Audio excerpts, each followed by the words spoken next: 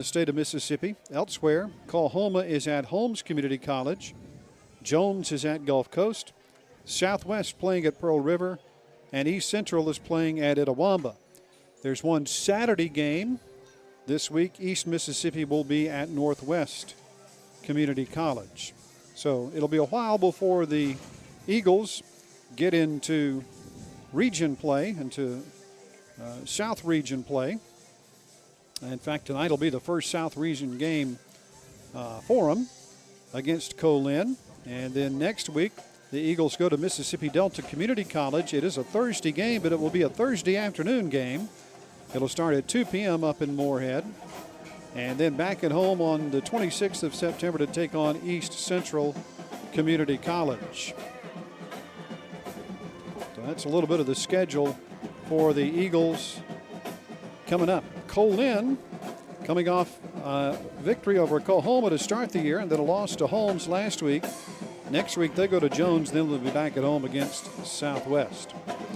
Captains making their way out onto the field for both teams. And for the Hinds Community College Eagles tonight, the captains will be Walter Owens, T.D. Vaughn, Tanner Hollingsworth, and Willie Casey. Those will be your captains tonight for the Eagles. The Eagles will be wearing their white uniforms with the maroon helmets, the maroon numbers, very easy to see on the jerseys and the white pants.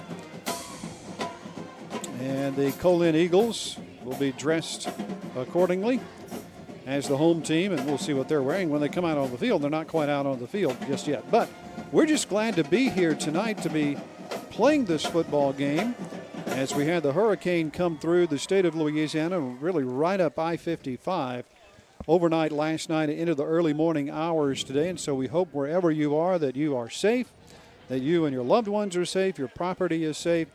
And coming down from central Mississippi here to Wesson, we didn't really see on the interstate and on Highway 51 a lot of damage, maybe just some trees down. But I know that there are people who are still without power tonight in the southern part of our state and even into the state of Louisiana. And so we are wishing you all the best in your recovery, and hopefully it'll be a very quick one. There was some wondering as to whether or not we were going to play this game today or perhaps move it to Saturday, but really around noon today everything just cleared up very nicely. We've got cloudy skies here tonight in COPIAH County, or Lincoln County I should say, a little bit further south. Currently it's 76 under cloudy skies, and the low tonight's supposed to be 67, and so a pleasant forecast is in the works for central and south central Mississippi over the next several days. It's going to get a little bit warmer, not a whole lot warmer. But I tell you what, really for the first couple of weeks of football season, I don't think whether you're at the community college level or the college level or the high school level, you can ask for much better weather. You can get some really hot, muggy, miserable evenings, but we have not had that. We've had a lot of cloud cover over the first couple of weeks, and that is the case tonight. But, Charlie, one of the things you still have to look out for if you're a player or coach and if you're on the training staff is leg cramps. We've seen that a lot over the first couple of weeks. You're going to get that early in the season. Guys are still kind of getting in the conditioning mode. And anytime it's hot and humid, you got to stay hydrated, and that often shows up in the fourth quarter of football games.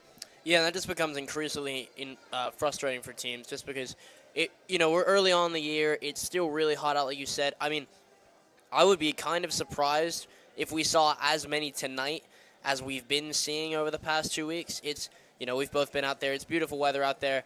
But I would be a little bit more surprised tonight. But that has been a factor up on both sides of the ball for both teams early on the season this year. See the Wolves making their way out onto the turf here tonight, and their captains tonight are going to be number one. That's either Trey Minor or Trey Webb, as they have some double numbers on their roster, offense and defense. Malachi Williams will be another captain for the Wolves. Will Loy is their backup quarterback. He'll be another. And Chris Brown, a freshman defensive lineman, will be the fourth captain tonight for the Wolves. Wolves will be wearing their blue jerseys with white numbers, blue pants, and silver helmets. I tell you what, if you're a fan watching this game, or in our case, a broadcaster trying to call this game, this is a dream uniform matchup, isn't it? You've got nice contrast on both teams' jerseys, so it should be pretty easy to see who's who, as opposed to some games we call over the course of the season. I called a high school football game last Friday night, and I promise you I couldn't see half the numbers, and my eyesight's been gone for quite some time, but still I try to make it accurate, and it always helps when you can have jerseys that the fans can recognize who the players are out there. Lights are on here at Stone Stadium, and the crowd will be arriving, continuing to arrive over the next several minutes, and we're just about set for football here tonight as the HINDS Eagles take on the LICOLN Wolves. We're going to take another timeout. When we come back, we'll have the kickoff for you. Stay with us. HINDS football will continue in a moment. I think the biggest reason that I would choose HINDS would be the relationships that you have with your peers. For baseball guys, we stay in the dorm. All of us are together on the second floor. So kind of having that camaraderie really brings us together. Most days we're spending 3, 4, and then when we play games, we're spending 6, 7, 8 hours together. The close friendships that you make, I think it's definitely made an impact on me. And I'm very thankful. I wanted to go into nursing because I really enjoy helping people. I love everything about nursing, and I initially wanted to do this years ago, so I'm actually coming back to, fulfill a career that I'm really passionate about.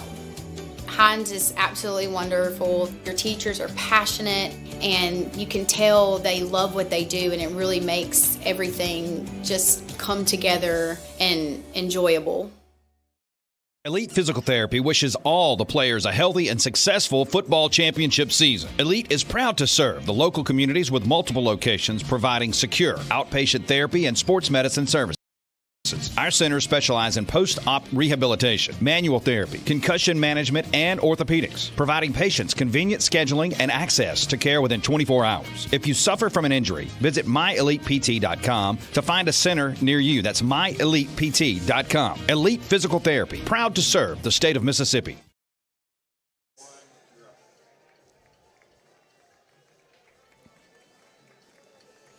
All right, we're set for kickoff here at Stone Stadium in Weston, Mississippi. HINDS Eagles will make their way out onto the field to the far sideline, and a good number of Eagles fans have made the trip, a little less than an hour or so down from Raymond, to watch the game. And here come the Wolves onto this side of the field.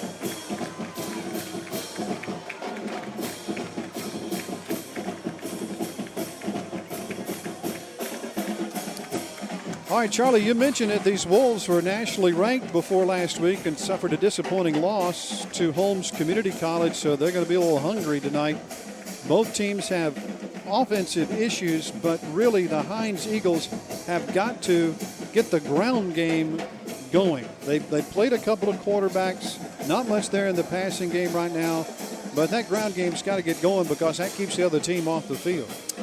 Yeah, the HINDS confusion at quarterback has really been a staple for them through the past 2 games, and so you're absolutely right. The ground game needs to get going. You need to see these long, sustained drives. You need to keep your defense off the field for as long as possible, especially against a team like LICOLN, because they are going to come onto the field and run it right down your throat. They're going to make it really difficult for you all night, and so you need these long, sustained drives, or this one could get out of hand.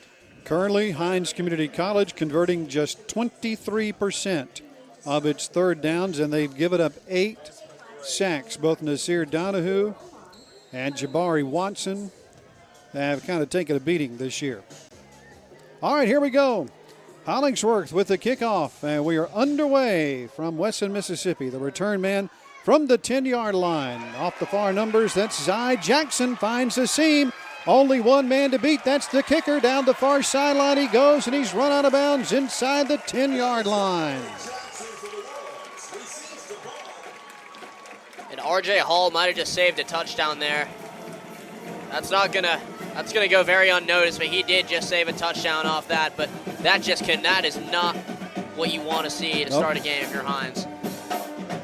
Zarian Jackson, a sophomore from nearby Hazelhurst High School, just really upped his kick return average, which was 26 coming in, and he has run out of bounds down at the 7-yard line of the Eagles as we are just underway. A long kickoff return nearly netted him a touchdown, They'll settle for a 1st and goal to go.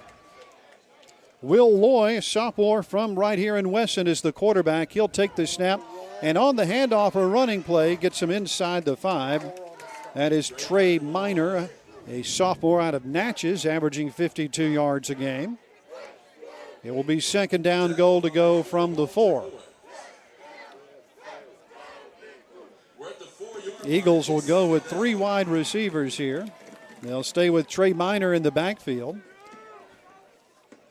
Loy completing 64% of his passes, 104 yards, 1 touchdown, 1 interception. He'll have Miner to his left with everybody now bunched in tight of the formation on 2nd and goal from the 4. And into the end zone go the Wolves. Trey Miner with the touchdown on the 2nd play from scrimmage.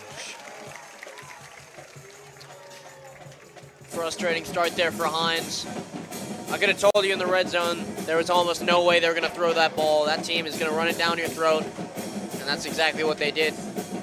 But HINDS, if you're HINDS now, you just need to forget about that. You need to move on to the next one. The next series is yours, and that's what you need to be focused on. Point after try is coming. Humberto Rosales out of McCalla, Alabama. Boots it through. And with 14:03 to play in the first quarter, the Wolves strike first. It's 7-0 COPIAH. We'll take a break, and Eagles football will continue in a moment.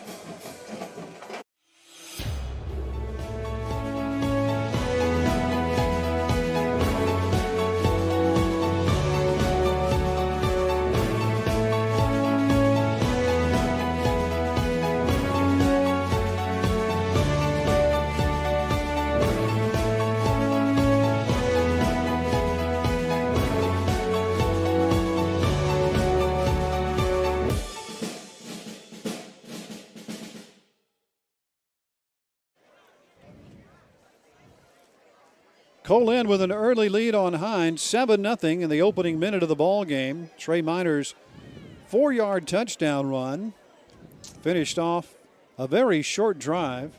Zyd Jackson with a long kickoff return. And 2 plays later, the Wolves are in the end zone. So now the Eagles will get their shot. DeMar Gardner on the return from inside the 10. Comes to the near sideline, and he's tackled by the collar.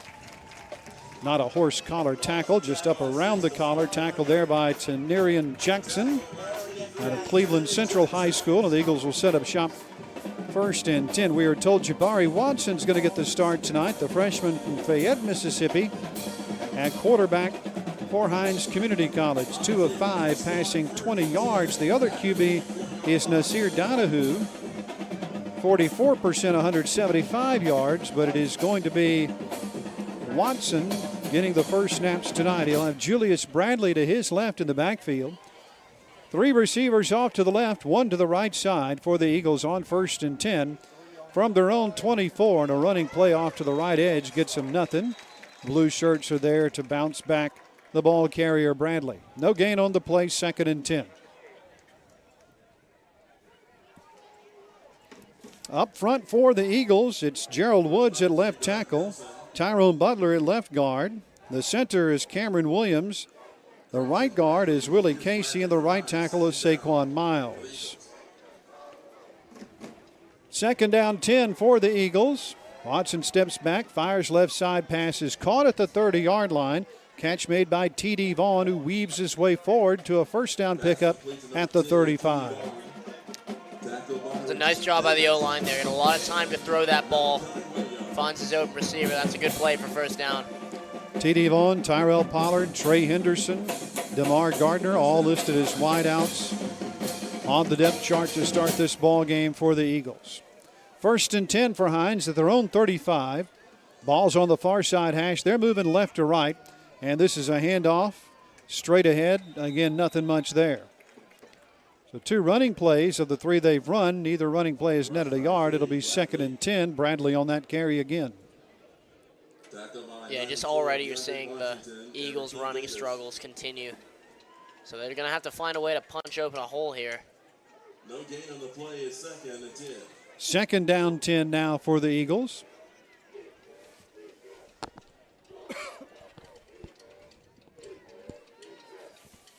Man in motion to the far side. Faking the handoff. Watson rolls out to the right. Throws, and the pass is nearly intercepted. Holy cow. How did Malachi Williams not hold on to that? It was right to him. And that'll bring up 3rd and 10. He's got to get a little more zip on that one. Yeah, it was just too soft. It was just off direction. There's two. He had one underneath and one over top. That's just a tough throw, and Malachi Watson should have had that. The line to gain is the 45 on 3rd and 10. Watson taking off to the near side, looking to throw on the run. Got a man open over the middle, and the pass is caught at the 47-yard line. That's Tyrell Pollard with his 6th catch of the year. And so the Eagles convert on 3rd down, a first down pickup to their own 47. I'll tell you what, you come back from almost throwing a pick and throw a ball like that on the run. Got to throw it low. He does that. That's a nice little play there. So 1st and 10 for Hinds. 11:50 to play in the first quarter. 7-0 Colin. Watson takes the snap, fakes the handoff, going to run it himself off the left edge, and he's caught after about a 2-yard gain. Tackle made by Doug Nelson, freshman defensive back from Hazelhurst nearby. 2nd down 8 coming up. Watson scared me a little bit there. I don't know if you noticed that. He goes down, he lunges the ball out front, trying to maximize yardage, but yeah, this is not a 3rd and 1 gotta-get-it situation. He could have caused a fumble there. That would have been a nightmare. 2nd down 8. Watson, 5-step drop into the backfield he goes, and that pass is through the hands of his receiver, T.D. Vaughn. A penalty marker comes in. This is going to be a hold against the Eagles. Let's see if Colin accepts or declines it. If they decline it, it'll be 3rd and 8. They'll take it, push him back. It'll be 2nd down 18. But that's another one that really should have been caught. Yeah, that ball just goes right through T.D. Vaughn's hands. I don't know what happened there. He's a very capable receiver. I've seen him make some good plays, but just comes up short on that one. It'll be 2nd down 18 now for the Eagles. On the penalty, 2nd down and 18. 5 wide, 3 to the right, 2 to the left side. Watson alone in the backfield on 2nd and 18, looking right all the way, throws. That pass is caught and then fumbled, and then Colin's got it at the 32, and a return for DeAndre Jackson. He'll go all the way down to the 1-yard line. So it apparently is a catch and a fumble, and the Eagles turn it over, and the Wolves are right outside the goal line to start this drive. Yeah, there's been a lot of catching issues already for the Eagles tonight. I'm not sure what's going on with the receivers, but that's all set up from just a routine catch that gets dropped. Really didn't have a whole lot of pressure when he dropped the football either. Ball's on the 1-yard line. So at the 1, Colin leading 7-0. Will have a 1st and goal to go on the Eagles turnover. And they'll bunch him in tight. It looks like Jackson's going to take the snap. No, it's the only man in the backfield behind the quarterback to take it. That is 85 Q Tillman, the tight end out of West Point, Mississippi on the direct snap. And Tillman has the touchdown. Driving with the ball for a touchdown. Whoa.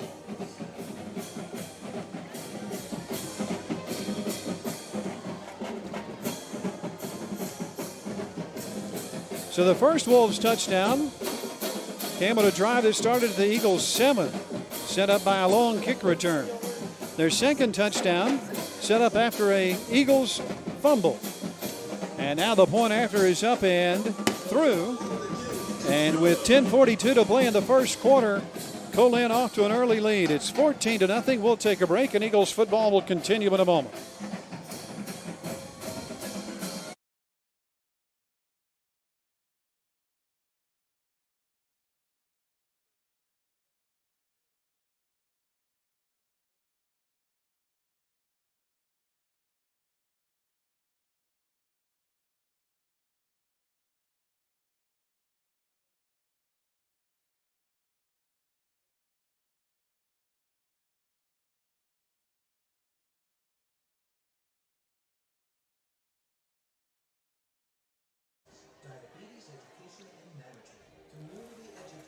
10:42 to play in the first quarter, and Colin capitalizing on an Eagles mistake.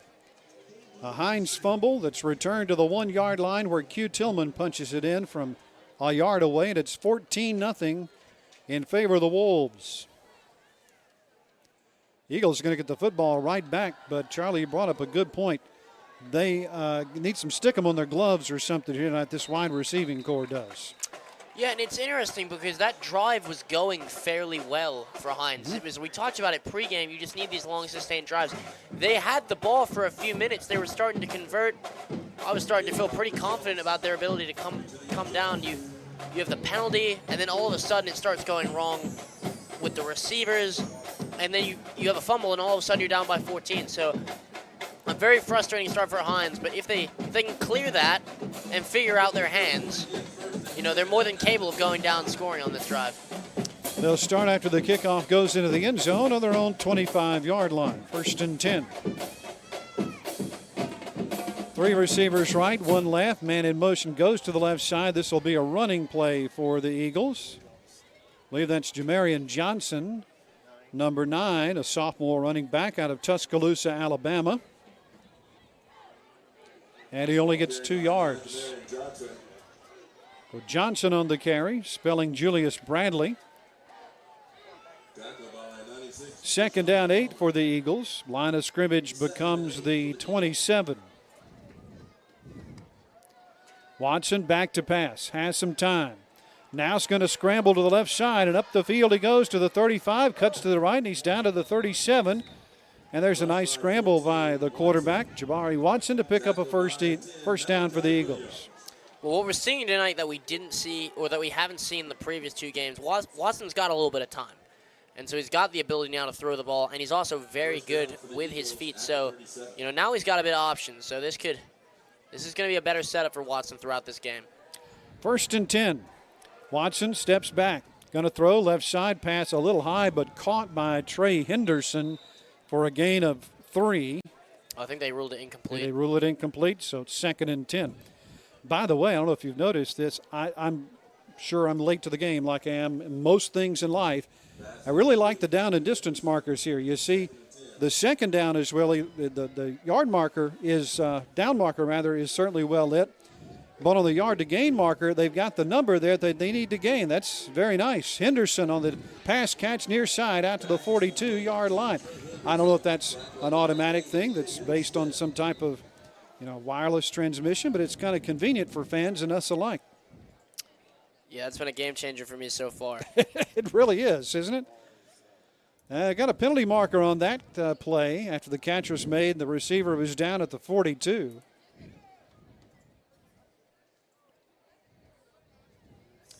Officials will talk about it and mark it off against the Eagles.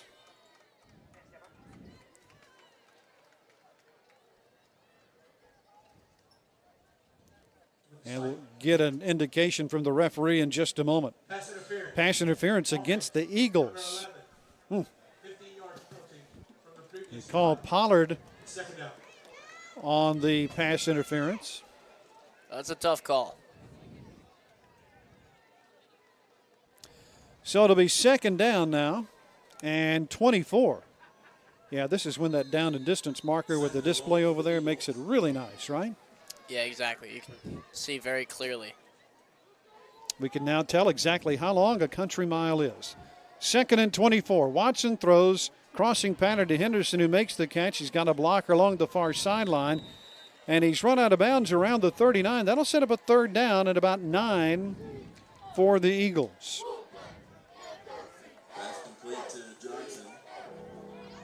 So 3rd down 9, we mentioned earlier, coming into the ball game, the Eagles 23% on 3rd downs. They've converted once already tonight. 3rd and 8, line to gain is the 47. 3 receivers right, 1 to the left side. Watson steps back. He has time. Now comes the pressure. Pocket collapses. He spins off 1 man, but not the 2nd, and he's sacked back at the 35. And that'll be the 9th sack of an Eagles quarterback already this season. So the penalty really hurts him there. Yeah, because they come out with a really good play off of that penalty, but you put yourself in a 3rd and 9 situation where the run game hasn't been working, so you kind of have to throw the ball. So when you put yourself in 2nd and 24, that's probably the best that you're going to get. On 4th down and 12. Tanner Hollingsworth will be on to punt the football away. Return man stands back at the 30 to take this kick. And he shanks it off to the right. It will drop at the 42, and the Eagles will down it around the 39. So no return, but a short kick.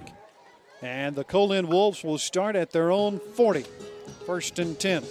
We've got 7:39 to play in the first quarter. It's 14-0 in favor of the Colin Wolves.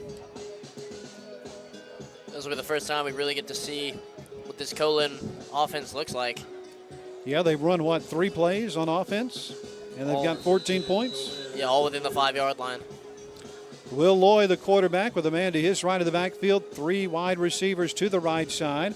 Handoff goes to Miner, and Miner cuts to the far side, bounces off a man, and finally is brought down at the 40-yard line. All that for just a yard. Rush by 1, Trey Miner. 2nd down 9 coming up. By 25, Tommy Kelly and Trey McRae for the Eagles. 2nd and 9. Jamarian McCray, Jordan Richardson, Kenan Cato, the wide receivers out to the right side here for Colin. Miner stays in the backfield in a pistol formation, 2nd and 9. And now Loy steps back from the pocket, fires, and the pass is tipped and incomplete. R.J. Hall got his fingers on it. Freshman defensive back from Terry, Mississippi. Yeah, dangerous pass there from Lloyd. That very easily could have been picked off.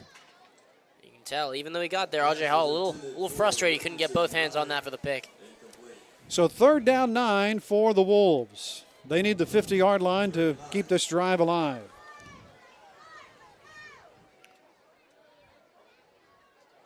And we've got movement along the line.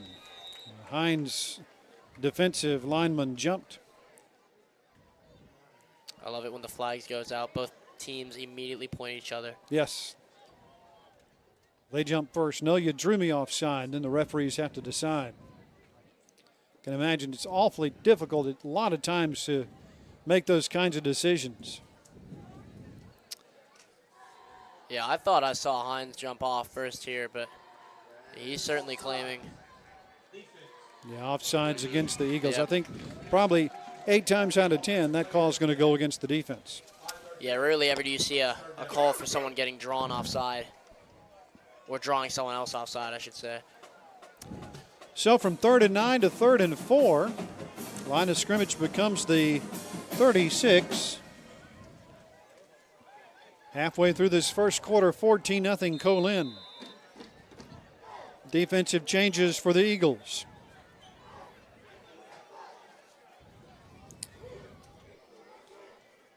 Loy sends 2 receivers in motion. Now they both stop. That's what they got to do. And the Wolves are going to take a timeout.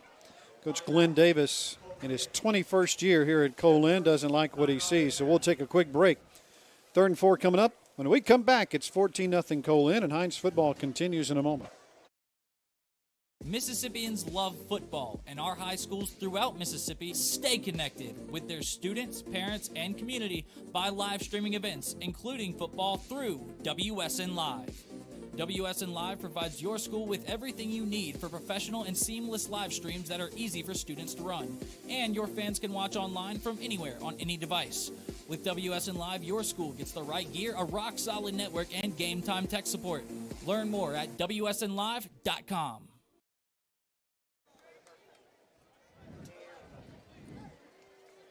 After the Wolves timeout, they'll be looking at a 3rd and 4 from their own 46, leading 14-0.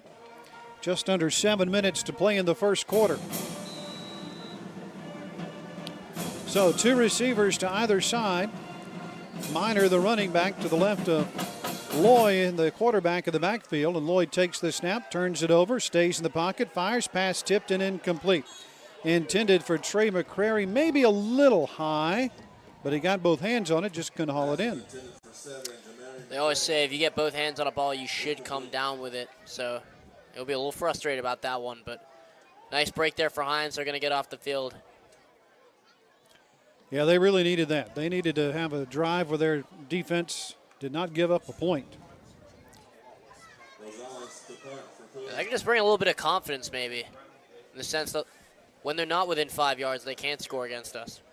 Jamonte Wallace stands back at the 20 to take this kick.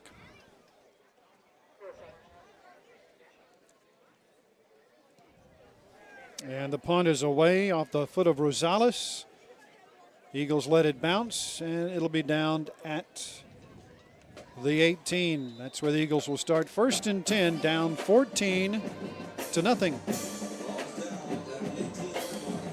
Other games tonight in the Community College Conference: Coahoma at Holmes, Jones at Gulf Coast, Southwest at Pearl River, and East Central at Itawamba. Saturday, East Mississippi at Northwest. 1st and 10 for the Eagles. The line of scrimmage will be their 19 to start this drive. 1st and 10 for the Eagles. Jabari Watson and the Eagles offense out onto the field. Empty backfield. Watson takes the snap. Looking over the middle. Now will scramble with it. Throwing on the run far side. It is caught by Vaughn. And he weaves his way around one would-be tackler and out of bounds around the 27-yard line. It just seems like maybe Watson's given up on the pocket a little too soon. He scrambled awfully early there.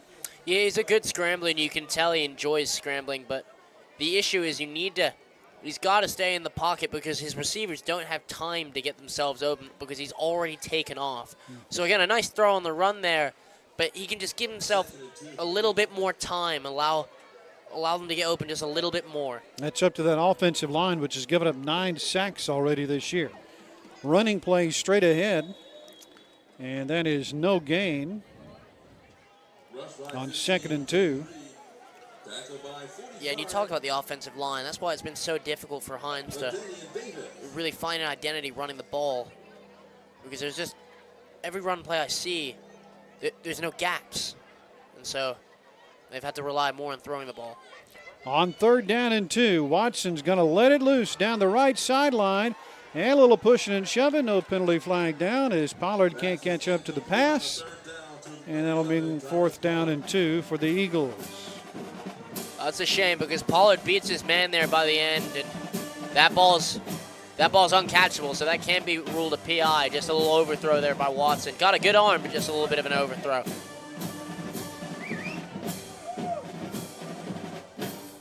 So the Eagles send the punting unit out onto the field. Hollingsworth will come on to boot it away.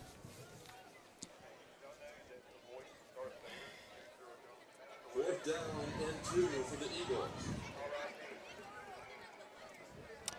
4th down 2 for Hinds. The Wolves are going to get a good field position out of this, you'd think.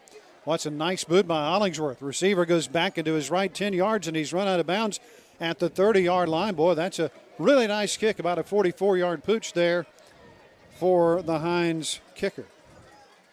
Yeah, punting doesn't get talked about sometimes. He's just flipped the field completely for Hinds. Obviously a bit of redemption after he shanked his first one, so nice job there from Hollingsworth. 5:18 to play first quarter. Colin 14, Hinds nothing. Eagles 0-2 to start the season. They've scored 10 points over the first 2 games. Colin 1-1. Beat Coahoma in week 1, shut about 47-0 in a game actually that was shortened because of bad weather, and then lost to Holmes last week by 2. 1st and 10 for the Wolves. Colin starting at its own 30 on this drive. Twin receivers to the left. One of those goes in motion, and Loy's going to turn and hand off. Stutter step move by Miner in the backfield. He'll cut to the right, and the pile's going to get him all the way out to the 39-yard line. Run of 9 yards when it's all said and done.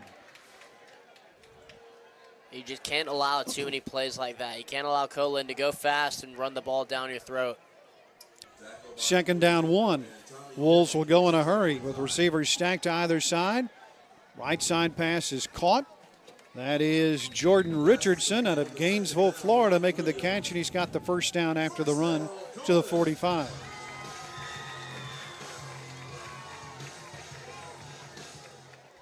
COPIAH picks up the first down. They'll mark him at the 45-yard line of the far hash. 45, first and 10. Lloyd now has Desmond Ray in the backfield behind him at running back on 1st and 10.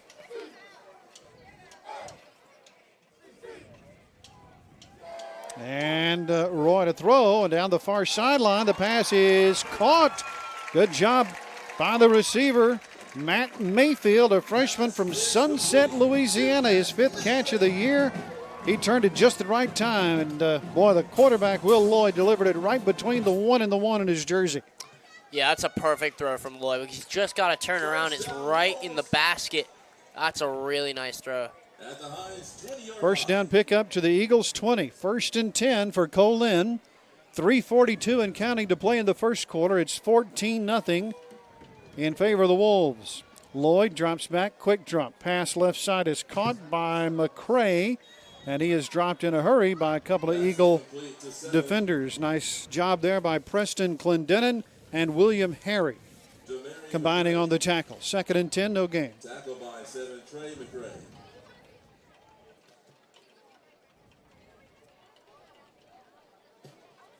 And remember, the 2 scoring drives for the Wolves earlier this quarter each started inside the 10. One after a long kick return, the other after a fumble return. And now they're in the red zone again at the 20-yard line, 2nd and 10. And this is going to be a running play straight ahead for Des Ray, sophomore out of Itabena, Mississippi. Up in the Delta. Limited yardage, just 1. In fact, 3rd and 9 coming up here for the Wolves. And, boy, an Eagles stop here would be really, really nice. Trying to force them to kick a field goal. Yeah, that just take it back a little bit of momentum. Like, they can stop you in the red zone. Just bring maybe a bit more confidence to the Eagles. Eagles showing corner blitz here on 3rd and 9. Wolves look to the sideline to get a new play. Play clock's down to 7. Lloyd barking out directions down to 3, 2. There's the snap. Drops back in the pocket. Looking right. Throwing now. Post over the middle. It is caught at the 4. And the tackle is missed. And the receiver's going to drag his defenders all the way to the end zone. Touchdown, COPIAH. Boy, the Eagles hit him at the 4. And they couldn't bring him down. And that, I believe, is Jordan Richardson. It is number 9, Jordan Richardson on the touchdown reception. That is an incredible play from Richardson. He gets hit at the 4 and drags in about 3 defenders. And Lloyd takes a huge hit when that ball is thrown. Way to stay in the pocket and get that one off. That is a tough play from COPIAH and a heartbreaker if you're HINDS. Rosales with the point after. It is no good. That hit the right upright. Or maybe the left. It certainly hit an upright, bounced back. So the point after is no good. And so with 1:55 to play in the first, COPIAH has a 20-0 lead. We'll step aside, and Eagles football will continue in a moment. I think the biggest reason that I would choose HINDS would be the relationships that you have with your peers. For baseball guys, we stay in the dorm. All of us are together on the 2nd floor. So kind of having that camaraderie really brings us together. Most days we're spending 3, 4, and then when we play games, we're spending 6, 7, 8 hours together. The close friendships that you make, I think has definitely made an impact on me. And I'm very thankful.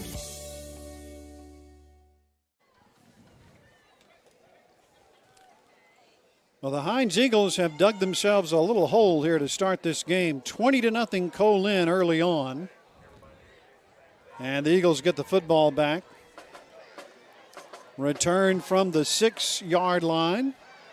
Lamar Gardner towards the COPIAH side of the field. Lost the ball at the end, but they'll call him down around the 27. Eagles will start their 1st and 10. You know, the thing about all 3 scoring drives for the Wolves have They've had a little help either by an Eagle mistake or a big play. The first, a long kickoff return. The second, a HINDS fumble. And then that third one, a long 50-yard plus pass reception And that's really the story of the ball game. Those big plays really hurting the Eagles tonight. Yeah, and sometimes that's all it takes. And it's frustrating for Hinds because I've actually thought they've looked quite good tonight. And to be down 21-0 they will be very frustrated with that. All right, 1st and 10 for the Eagles. Watson at quarterback, fires left side. There's another drop. It's, I think Jamonte Wallace couldn't hold on to that one. I mean, that's 4 drops for the Eagles tonight already. Yeah, and those are plays that just can kill a drive. Because Watson steps back. That's a really nice throw from Watson. And Wallace just doesn't come up with it. 2nd and 10 from the 37. Another pass and another drop. What in the wide world of sports is going on out here? Trey Henderson can't handle that one. I mean, these are easy catches, aren't they, Charlie? Am I just missing something? Yeah, these are really easy catches, and you know I'm never one to say that's a catch I could make, but sometimes. No, you're right. Yeah, I would say the same. But if you're just watching the football game and you see, it doesn't appear like the receivers are looking upfield too soon. They're just not bringing the football in. Yeah, no pressure on him either. So this is going to be frustrating. 3rd and 10, Watson to throw, and he fires this one underneath, and it's incomplete. Brent Barnes, the defensive back for COPIAH out of Birmingham, had a beat on it, and it's 3 and out. And I tell you what, Coach Larry Williams has just got to be thinking, guys, we got to hang on to the football out there. Yeah, this could be a completely different drive if you just come down with 2 passes. You get Watson in there, make 2 really good throws. All of a sudden, it's 3rd and 10. He tries to force the ball, and now you're punting.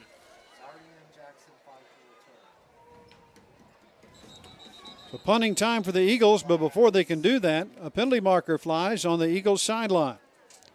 Line of scrimmage is the 37.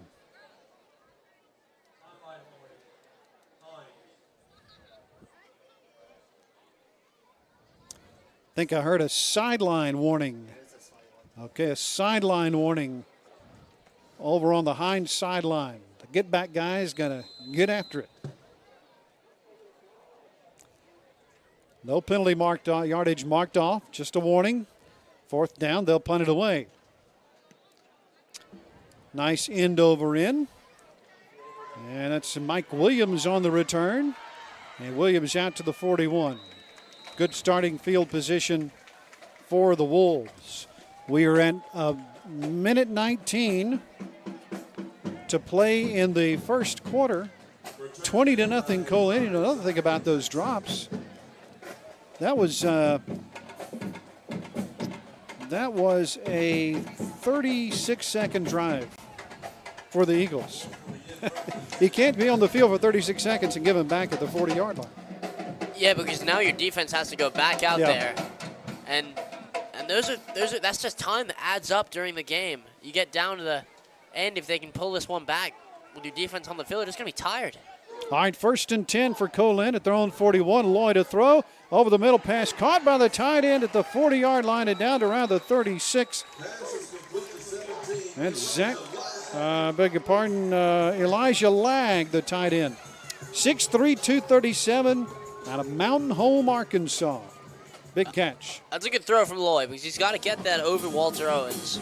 You're sitting underneath. And he's also going to get it in front of the other Hinds defensive back that was down. That's a very good throw.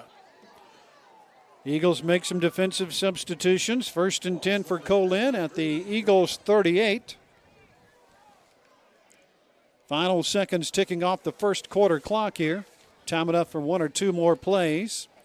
Lloyd takes the snap, hands it off. This is the running back, DeAndre Jackson, to the far sideline. He's run out of bounds after what appears to be a first down pickup inside the 30. They will move the chains. And that will be down to the 27 of the Eagles. So 10 seconds to play in the first quarter. And the Wolves will be content to let the first quarter clock run out. After 1 here in Wesson, all COPIAH. Wolves 20, Eagles nothing. We'll step aside. Hinds football will continue in a moment.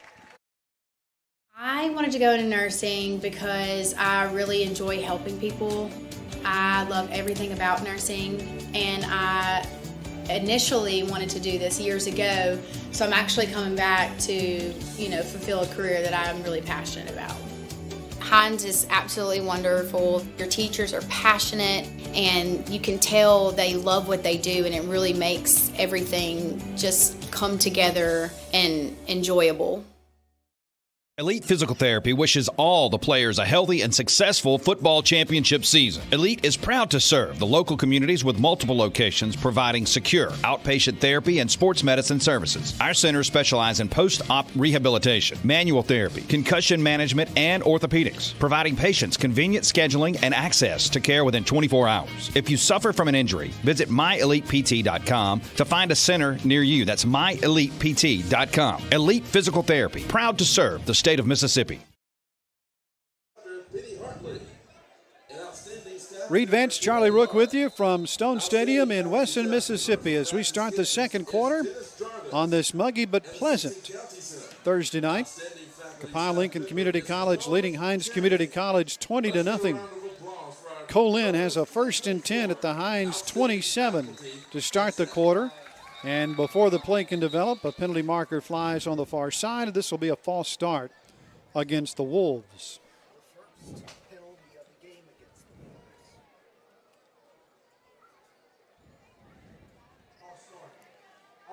So from 1st and 10 to 1st and 15, Stephen tells us that's the first penalty of the game marked off against Colin.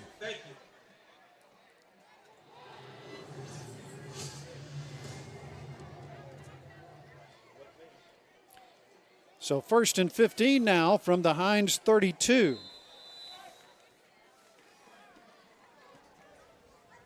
Two receivers to either side. Wolves marching down the field left to right here in the second period. Cato goes in motion. Lloyd a throw on the run. Has his man there, in and out of his hands and incomplete. Intended for Elite Cato. Physical Therapy wishes that was a nice little jump pass by Lloyd. Had a lot of mustard on it. And not a bad effort on the reception, and really good coverage, too, by the Eagles. Yeah, it was all around just a really good play. He lofts that one up, Lloyd, because he can't drill it in there. He's got to loft it up and give his receiver a chance to catch it. But he's also got to put it far enough to the right that it can't be picked off. So McCroy does a good job defensively. That's just a good play all around. Jalen McCroy, sophomore out of Shaw, Mississippi. 2nd and 15. And this will be a handoff. Stutter step at the backfield. Jackson has nowhere to go to the right, so he turns to the left, gets back to the original line of scrimmage. 3rd and 10 coming up. Jackson's really shifty. He does a nice job there. That could have been about a loss of another 5, but ends up pulling it back to the original line. Officially 3rd and 11 from the Hinds 28. Again, if they can stop him here on 3rd and long, I don't know. They're probably in the position of the field where they'd go for it on 4th down, to be honest with you, at the Hinds 28. But let's see what they do on 3rd down. 3 receivers right, 1 to the left side, and movement. Well, the left tackle moved, and the right defensive end moved. It's going to be against the left tackle. 3rd and 16 coming up. Still 3rd down. Yeah, that was interesting. I haven't seen that too often where the left tackle and the right guard. He was the only one, too. I mean, he was on an island. Hard to miss. 3rd and 16. Line of scrimmage becomes the 33. And like you said, I think this is still probably a position where you go for it on 4th. So this will be interesting. Line to gain is the 17. Lloyd drops back, turns the ball over in his hands, pump fakes, lost it on the field, and the Eagles have it. Back at the 43-yard line. It appears that Avon Kelly, the sophomore from Alpharetta, Georgia, knocked it loose. I'm not sure who fell on it, but the Eagles get a much-needed break. That's a huge break for Hinds. They finally needed one of those to go their way, and that could just bring a bit of momentum back to their sideline. And now this is a very important offensive possession here for the Eagles. Derek Davis announced as the man who recovered the fumble, the sophomore from Carthage, Mississippi. And the Eagles come up with a turnover. They'll take it at their own 42. Early second quarter, 14:03 to play, 20-0 COPIAH. And the Eagles need some points. So Watson will set him down with Julius Bradley in the backfield. Bradley gets the call on the draw, and he's going to be tackled from behind by Lonnie Smith, a freshman from St. Joe in Jackson. Second and maybe 9 after a gain of a yard.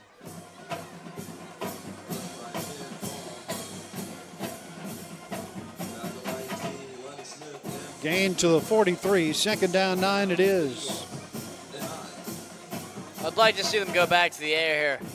We've seen a few drops, but show some confidence in your guys. Throwing's been working. That's what they'll do. And Watson escapes the sack. Now going to run with it. Past one man, and he slides down near the 49-yard line. That's a good way to weasel his way out of trouble there for Jabari Watson. Yeah, almost gets face masked there, or at least gets his helmet pulled off. It does a nice job getting out of it, and then that's a smart IQ play. You saw him have the debate on whether or not he was going to take on that defensive player, and ends up sliding. Third down 3 for the Eagles. They need the opposite 48 to convert and keep this drive alive. Wolves up 20-0 early in the second quarter. Watson takes the snap. He's looking now left, going deep, man there, but it's overshot, incomplete, intended for Jamonte Wallace. That's an interesting play call on 3rd and 3. Pass was intended for 2. Jamonte Wallace. And it's 4th and 3. Might look for something a little short, another short game to get yourself a first down, but the Eagles take a shot and miss. That's 2 times they've done that now, and the first time I don't mind it. And now that you've done it twice, I think it wasn't the sensible play. Even if you have to go with a quarterback scramble or something there. All right, so on 4th down, the punt is away off the foot of Hollingsworth. Good hang time on it. Takes an Eagle bounce. It'll be down at the 18. 12:35 to play in the second quarter. It's 20-0 COPIAH. Stay with us. Steve will be with us at halftime with statistics and scores from around the Community College Conference. Some big games tonight. Next week, the Eagles are at Mississippi Delta Community College up in Moorhead. It will be a rare Thursday afternoon game at 2 o'clock. I don't know why we're playing at 2 o'clock on Thursday afternoon. Do you, Stephen? It's their homecoming. It is their homecoming. So they want to play an afternoon game for homecoming. Makes sense. 12 is now QB Will Pritchard. Homecoming at COPIAH. Quarterback change on this drive for COPIAH. Will Loy's done everything he's been asked, but Will Pritchard has played a lot. 6'2" out of West Palm Beach, Florida. Will now come in to QB this Wolves team. The first pitch is off to the left side, and it's caught. And out to the 24-yard line and a gain of about 5 yards. Believe that's Pritchard. Is that who it is on the catch? No, that Pritchard's the quarterback. I beg your pardon. It's 2nd and 5. Jackson makes the catch. DeAndre Jackson. 2nd down 5. Yeah, certainly an interesting switch at quarterback. I thought Will Loy was doing quite well. Maybe just want to see a different look in this second quarter. And a running play. And it's Jackson with a first down pickup along the far numbers out across the 40 down to the 42.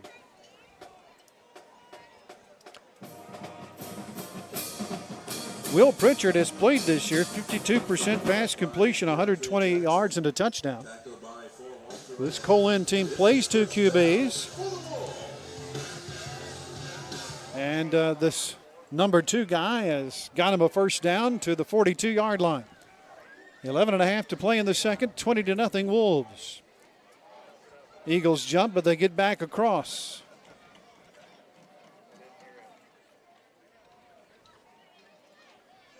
Pritchard gets a change of play. Play clock down to 4. They got to take a timeout here. They do. Timeout. 11:10 to play in the second. COPIAH 20, HINDS nothing. We'll take a quick break. Eagles football will continue in a moment. For more than 40 years, the HINDS Meat Market has provided select, choice, and prime meats to our local community. Pick up some ribeye steaks hand-cut by students at our meat merchandising program, or Honey Ho smoked sausage you can only find here. The market offers beef, pork, chicken, and catfish. We also carry sides, desserts, and Doc's Gourmet seasoning. Visit the HINDS Meat Market in Porter Hall on the Raymond campus of HINDS Community College, or give us a call at 601-857-3721.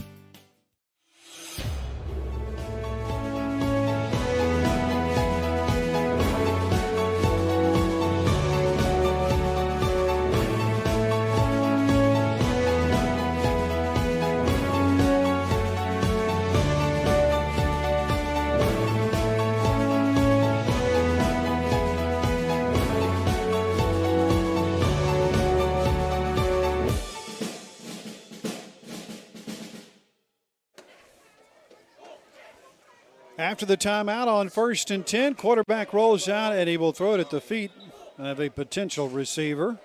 Being chased out of the pocket, no grounding. Second down coming up for Colin. Some nice pressure there from the Eagles. Need to get some more of that. Can't be getting him too much time tonight.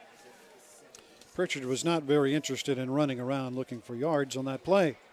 Second down 10 from the Colin 42. Second and 10 for the Wolves.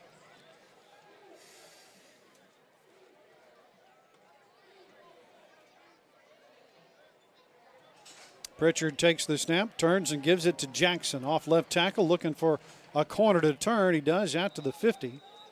And so it's going to be third down and short for Colin, just outside on the other side of the 50-yard line, it appears.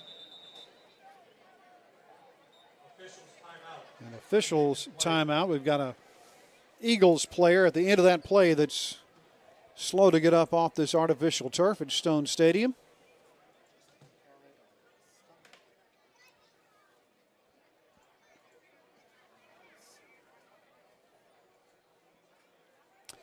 And now he is up. That is Devarick Woods, the defensive end out of Bossier City, Louisiana.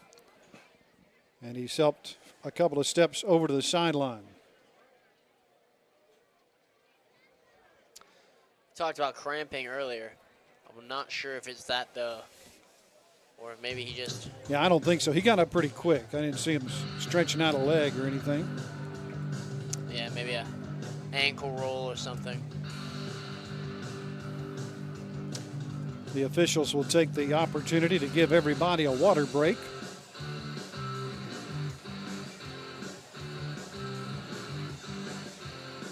And it will be third down 2 coming up for Colin. Ball is actually just shy of the 50-yard line. It looked like, from our perspective, maybe he had gotten across the 50, but not so. So third down 2 for the Wolves. Let's see if the Eagles can keep them from picking up the first down here.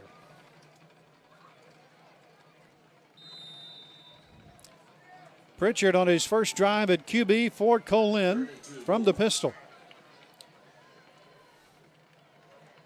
On third and 2. There's the snap, and the handoff goes to Jackson, and Jackson looks like he's got the first down to the 46 before he's pushed back. Rush by 0, Jackson. They needed 2, they got 4, so first down pickup for Colin. 10-16 to play and counting in the second quarter. 20-0 Wolves the score. Yeah, this is just one of those longer drives that the Wolves have been able to put together. And it's going to be really draining the HINDS defense over the course of this game if the offense is going to be on the field for under 30 seconds. Pritchard takes the snap on first and 10, slings it right sideline. Oh, almost an amazing catch by Jabraxton Boone, but he couldn't haul it in. Yeah, that was Kyrus Gilliam because Boone had that in both of his hands. I thought he caught it. Great throw, great play in the air, but Gilliam is able to slap that one right out of there. So a nice play by Gilliam. And a nice little toss there by Pritchard. He didn't really rear back and throw a lot, just kind of flicked it out there and did it about 30 yards. Second down 10. This time he's going to hand it off right tackle Jackson. is tripped up just past the line of scrimmage. And they're going to give Jabari Booth, the freshman from Seminary, the tackle there. 3rd down and 8.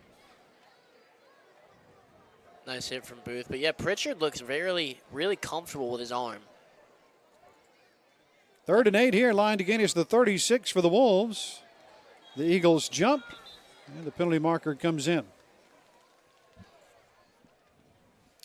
And Booth goes from making a nice hit to, I believe he's going to be the culprit of this penalty.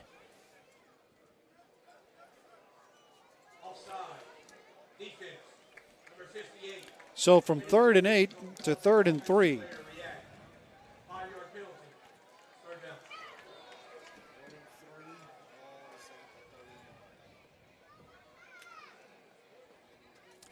Third down 3 now for Colin at the Hinds 39-yard line. Wolves up 20-0. And now trying to extend that lead as we come upon the midway point of the second quarter.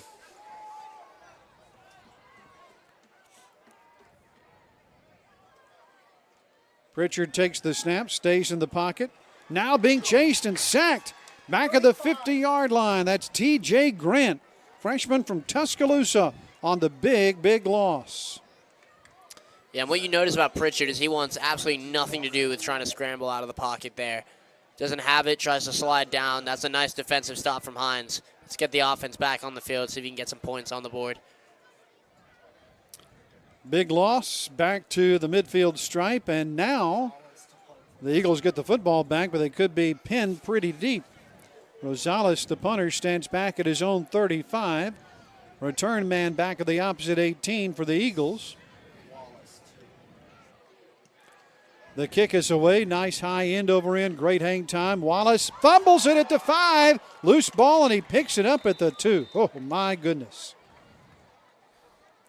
And just another story of the night with the hands for Hinds. Almost a fumble in your own end zone. That could have been It could have been a touchdown. Touchdown yeah. for the Wolves. Yeah, that's what I was thinking about.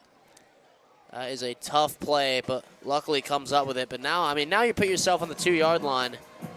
And Hinds haven't been very good running the ball, so it's gonna be tough. Eagles will start 1st and 10 at their own 2-yard line, trailing 20-0 with 8 minutes to play in the second quarter. Eagles will begin 1st and 10 on their 2-yard line.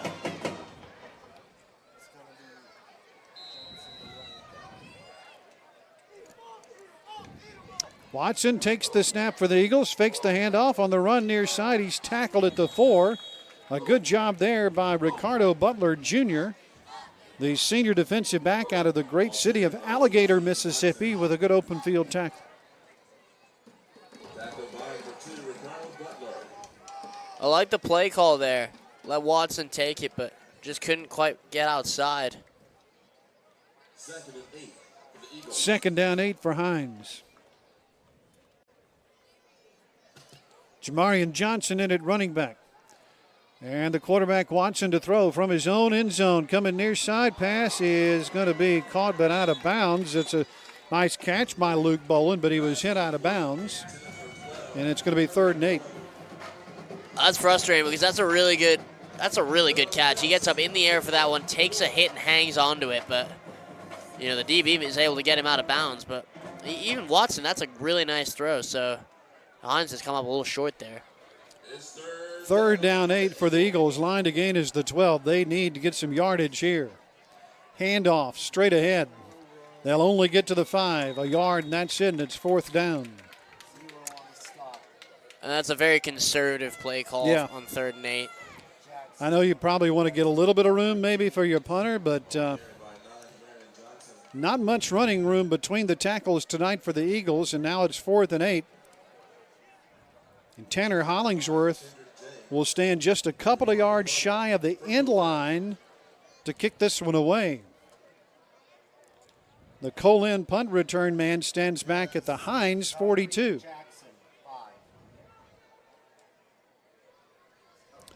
The punt is away, and it is way short and off to the right.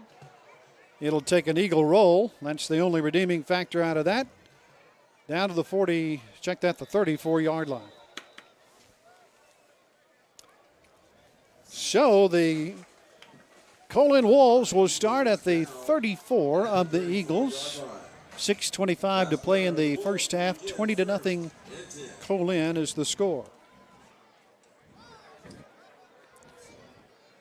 I think the best thing the Eagles can do here is just go out and get another stop. But again, offense is on the field for one drive. Or three. Yeah, three and out. 3 and out. First and 10 for Colin at the Hinds 34. And it's going to be a running play straight ahead. Good job by the Hinds defensive front to bottle him up for a 1-yard gain. Second down 9. You see Will Loy back in at quarterback for the Wolves. Second and 9 for the Wolves.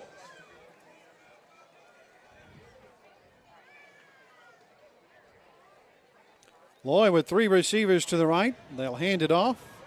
And no, it's going to be the quarterback carrying the football after the fake of the handoff. And Loy comes near side. And they're going to mark him down at the 27, shy of the line of game for the first down. Oh, wow, he went down much earlier than what I thought. I'm with you. I don't think that's a good spot at all for the Wolves. 3rd and 3.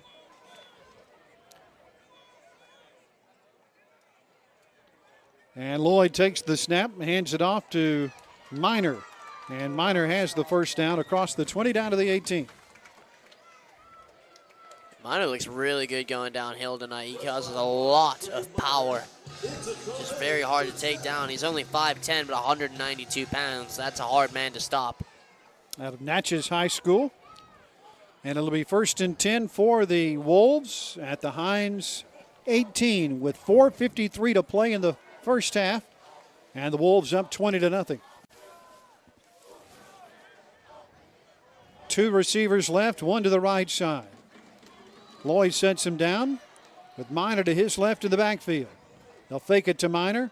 Lloyd rolls out under pressure, throws it incomplete, and a penalty marker comes in the backfield. Good pressure there for the Eagles. 2 or 3 white jerseys in, but we'll see this penalty marker is all about. Referee threw it. He's the one looking at the quarterback. I don't know if it's going to be some type of roughing penalty. I didn't see it necessarily, but let's see. I think that'd be a hard called roughing.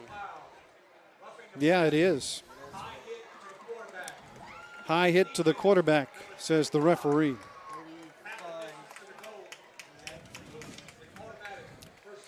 And so it's a half the distance penalty. That'll get him down to the 9, and it'll be 1st and goal to go for Colin. That's one of those plays I wish we had a replay of, just to really see what happened to the quarterback there. Play took it away from where he got hit, so I couldn't quarterback. So 1st and goal to go here for Colin from the Eagles 9. Jackson off right guard, cuts upfield at the 5, and he's tackled there.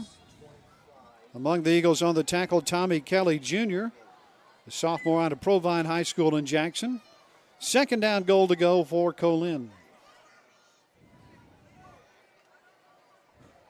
Yeah, and I do not expect them to throw the ball at all inside the 10-yard line. They found a lot of success tonight, just running it right in that spot. Whistles before the play can begin. Hinds takes a timeout. And we will take one too. 3:53 to play, second quarter. Colin 20, Hinds nothing. We'll step aside. Eagles football will continue in just a moment.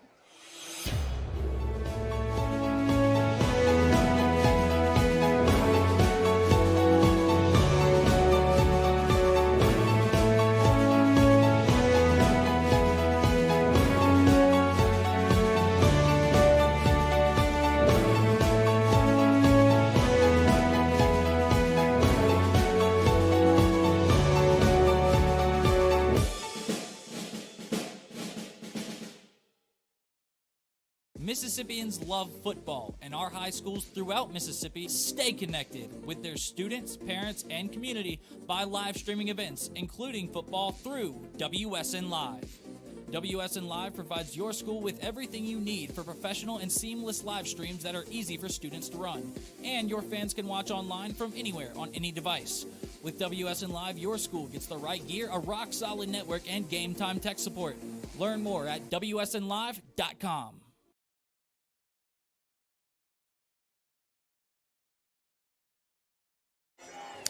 After the timeout taken by Hinds, 3:53 to play in the second quarter. Colin 20, Hinds nothing, and the Colin Wolves are at the Hinds 5-yard line with the second down goal to go. Loy, the quarterback, takes it, hands it off to Miner, and Miner's into the end zone for the Colin touchdown. 5-yard touchdown run for Trey Miner, his second touchdown of the night.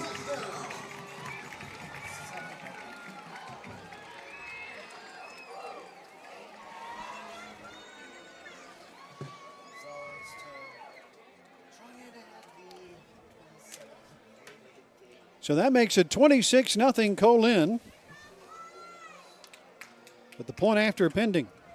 Yeah, we mentioned a second ago, Miner just with a lot of power, just goes right downhill, drags a couple defenders into the end zone. That is a very nice running play. Point after is a line drive that is through. 3:48 to play in the second.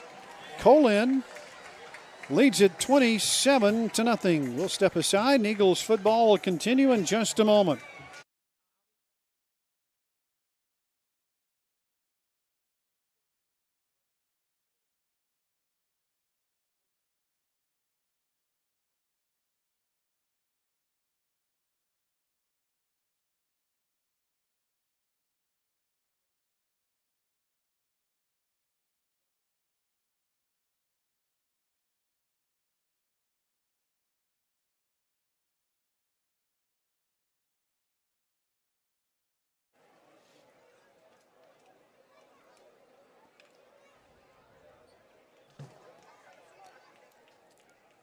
It's all Colin here in the first half tonight in Wesson. Wolves with a 27-0 lead on Hinds Community College. And here in the final 3:48 of the second quarter, the Eagles taking this kickoff from the 1, trying to get a good run back. Wall forms on the near side, good block there. And the return out to the 29 by DeMar Gardner. So if you're the Eagles here, you've shown flashes of being able to move the ball down the field, especially in the first quarter, not so much the third, or excuse me, not so much the second. You'd like to get some points on the scoreboard before you go to the locker room. Yeah, I mean, that's probably the only thing that can bring any sort of momentum back for the second half, because right now you're down by 27, and to be fair, I think there's about 14 points on that scoreboard that don't need to be there. Just a couple mistakes, a couple big plays, things out of your control, but yeah, you need to see a touchdown. You need to know that you can move the ball. Watson fakes the handoff, looking to throw. He escapes the tackle in the backfield, but then is going to be knocked down to the 25-yard line by Kendrick James, sophomore out of Shelby, Mississippi. And that'll be a sack back to the 25, second down 14. It just really seems like, I don't know if he's panicking. His line's not giving him a whole lot of time. I understand that, but he just didn't have a whole lot of time to get rid of the football. Second down 14. Pressure from behind. Pass far side is caught. The 35-yard line and down to the 39 goes the Hinds receiver, closer to the 38. So 3rd and 1 coming up. Yeah, and you can see it in plays like that. When he's got a bit of time, he's a very capable quarterback. He's got a very good arm, and you know, when he faces pressure, he's really good with his feet too, but he's panicking when the pocket starts to break down. He doesn't stay in it to make his throw. He doesn't go over his reads correctly. He just starts to run, and that's caused a couple issues tonight. 3rd and 1. Everybody bunched in tight on this formation, and a direct snap goes this time to Julius Bradley, and Bradley bumps off a man in the middle, cuts to the near side, and he's out to the 47, maybe the 46-yard line, and that'll be a first down pickup for the Eagles. Yeah, and look for them to go faster. You probably want to get off one more play before the 2-minute warning here. 9 seconds to do it. I don't think they'll be able to. Let's see. Yeah, they're just going to wait this one out. That surprises me. I don't know why they wouldn't want to get one more off. Maybe just want to think it over. They were bringing other personnel onto the field. So timeout on the field, 2-minute timeout here, 27-0 Colin. We'll take a break, and Hinds football will continue in a moment. I think the biggest reason that I would choose Hinds would be the relationships that you have with your peers. For baseball guys, we stay in the dorm. All of us are together on the second floor. So kind of having that camaraderie really brings us together. Most days we're spending 3, 4, and then when we play games, we're spending 6, 7, 8 hours together. The close friendships that you make, I think it's definitely made an impact on me. And I'm very thankful. I wanted to go into nursing because I really enjoy helping people. I love everything about nursing, and I initially wanted to do this years ago, so I'm actually coming back to, fulfill a career that I'm really passionate about. HINDS is absolutely wonderful. Your teachers are passionate, and you can tell they love what they do, and it really makes everything just come together and enjoyable. 1st and 10 for the Eagles after the timeout. Watson being chased, throws right side, pass is caught at the 50-yard line, and just inside Wolves territory goes Tyrell Pollard. It'll be 2nd down and short for Hinds. They've got a minute 50 now to put some points on the board, trailing here at the end of the first half, 27-0. But I tell you, I've been talking about, he doesn't stay in the pocket, but look, truth be told, this offensive line has got to give him more time. He is running around pretty often. 2nd down, 2, and he steps up in the pocket this time and will slide for the first down at the 44. So that will stop the clock. Well, it won't stop the clock momentarily. It will be a first down pickup to the 44 of Colin. 3 receivers to the left, 2 to the right side. Watson looking left. And now he's going to have to run with it again. Throws, pass caught. Pollard on the far side, out of bounds at the 37. That'll stop the clock with 1:16 to play in the half. Sometimes you see the best versions of quarterbacks when they're, under pressure in the 2-minute drill. So maybe Watson just needed a situation like this to just think a little less. 2nd down, 3. Watson drops back. Again, under pressure. Again, out of the pocket. Throws incomplete on the run. He sure likes that throw on the run. He does. Yeah. But again, to be fair to him, his O-line is not really helping him out a whole lot. Yeah, no, he's had less than about 2-3 seconds to throw the ball on pretty much every attempt. So, he's doing a nice job when he can.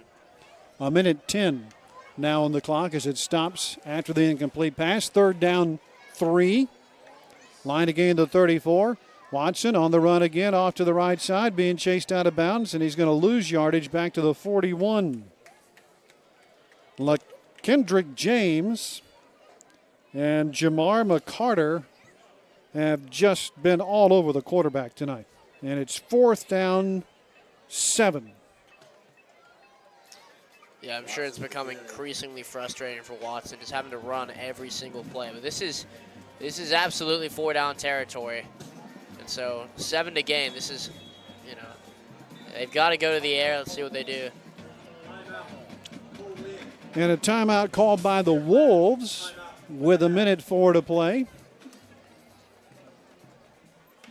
Coming up at the break, Steve will be along to give us the first half statistics and some scores from around the Community College Conference in the state of Mississippi tonight. Stay with us coming up at halftime.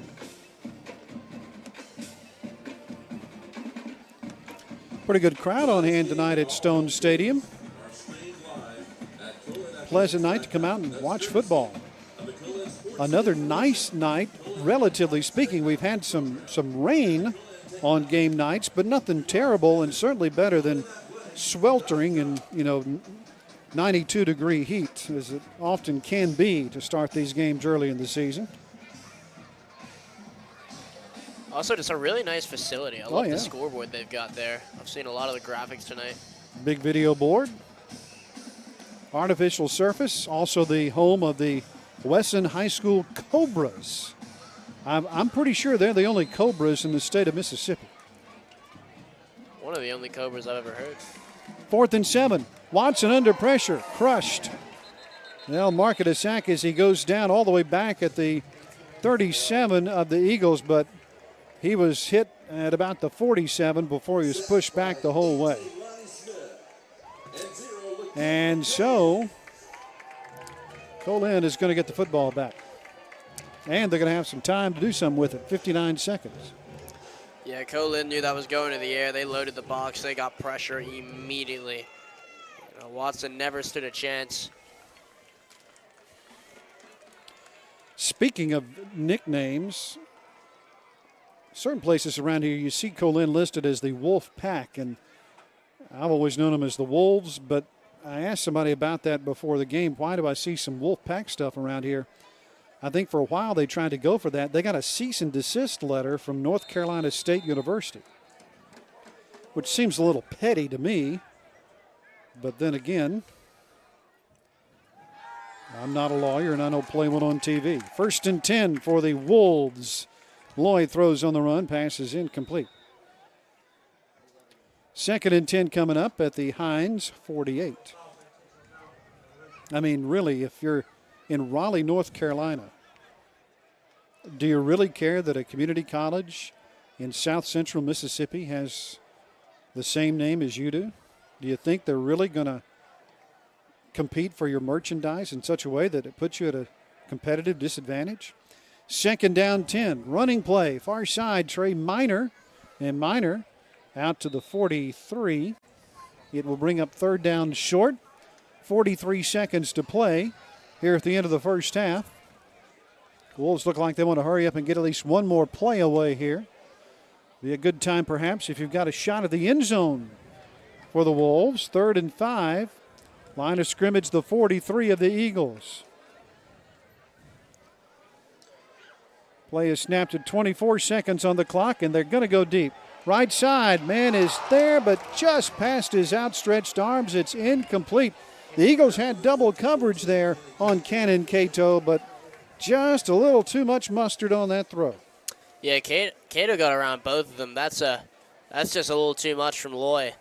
That's a really nice route there from Cato. Just, 5'10", 150 pounds, probably just doesn't have the wingspan to bring that one in. But yeah, that was I think if he's coverage. 5'11", he gets it, right? Mm-hmm. Absolutely. All right, so 4th and 5 now. Let's see what Colin does. They have 16 seconds remaining here on this second quarter clock. 4th and 5. Lloyd takes the snap, and they'll do a running play.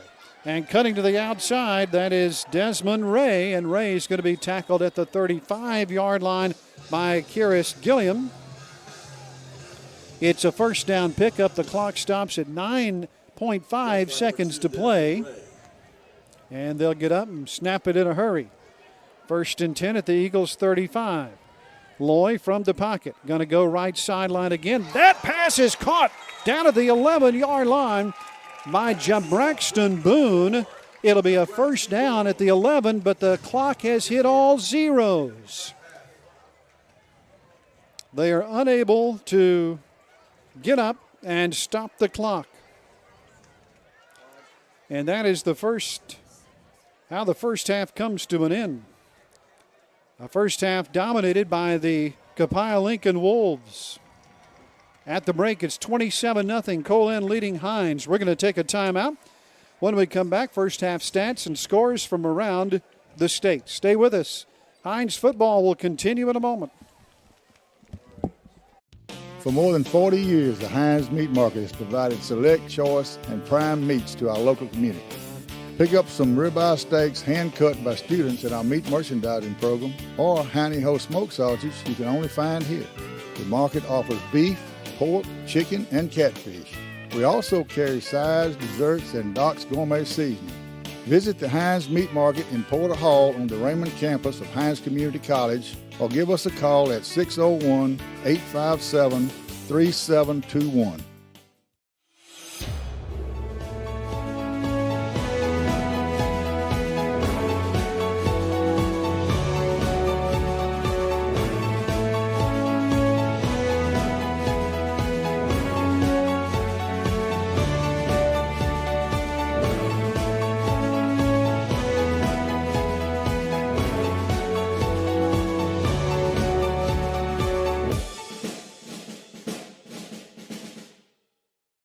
For more than 40 years, the Hinds Meat Market has provided select, choice, and prime meats to our local community. Pick up some ribeye steaks hand-cut by students in our meat merchandising program, or Hindy Ho smoked sausage you can only find here. The market offers beef, pork, chicken, and catfish. We also carry sides, desserts, and Doc's Gourmet seasoning. Visit the Hinds Meat Market in Porter Hall on the Raymond campus of Hinds Community College, or give us a call at 601-857-3721.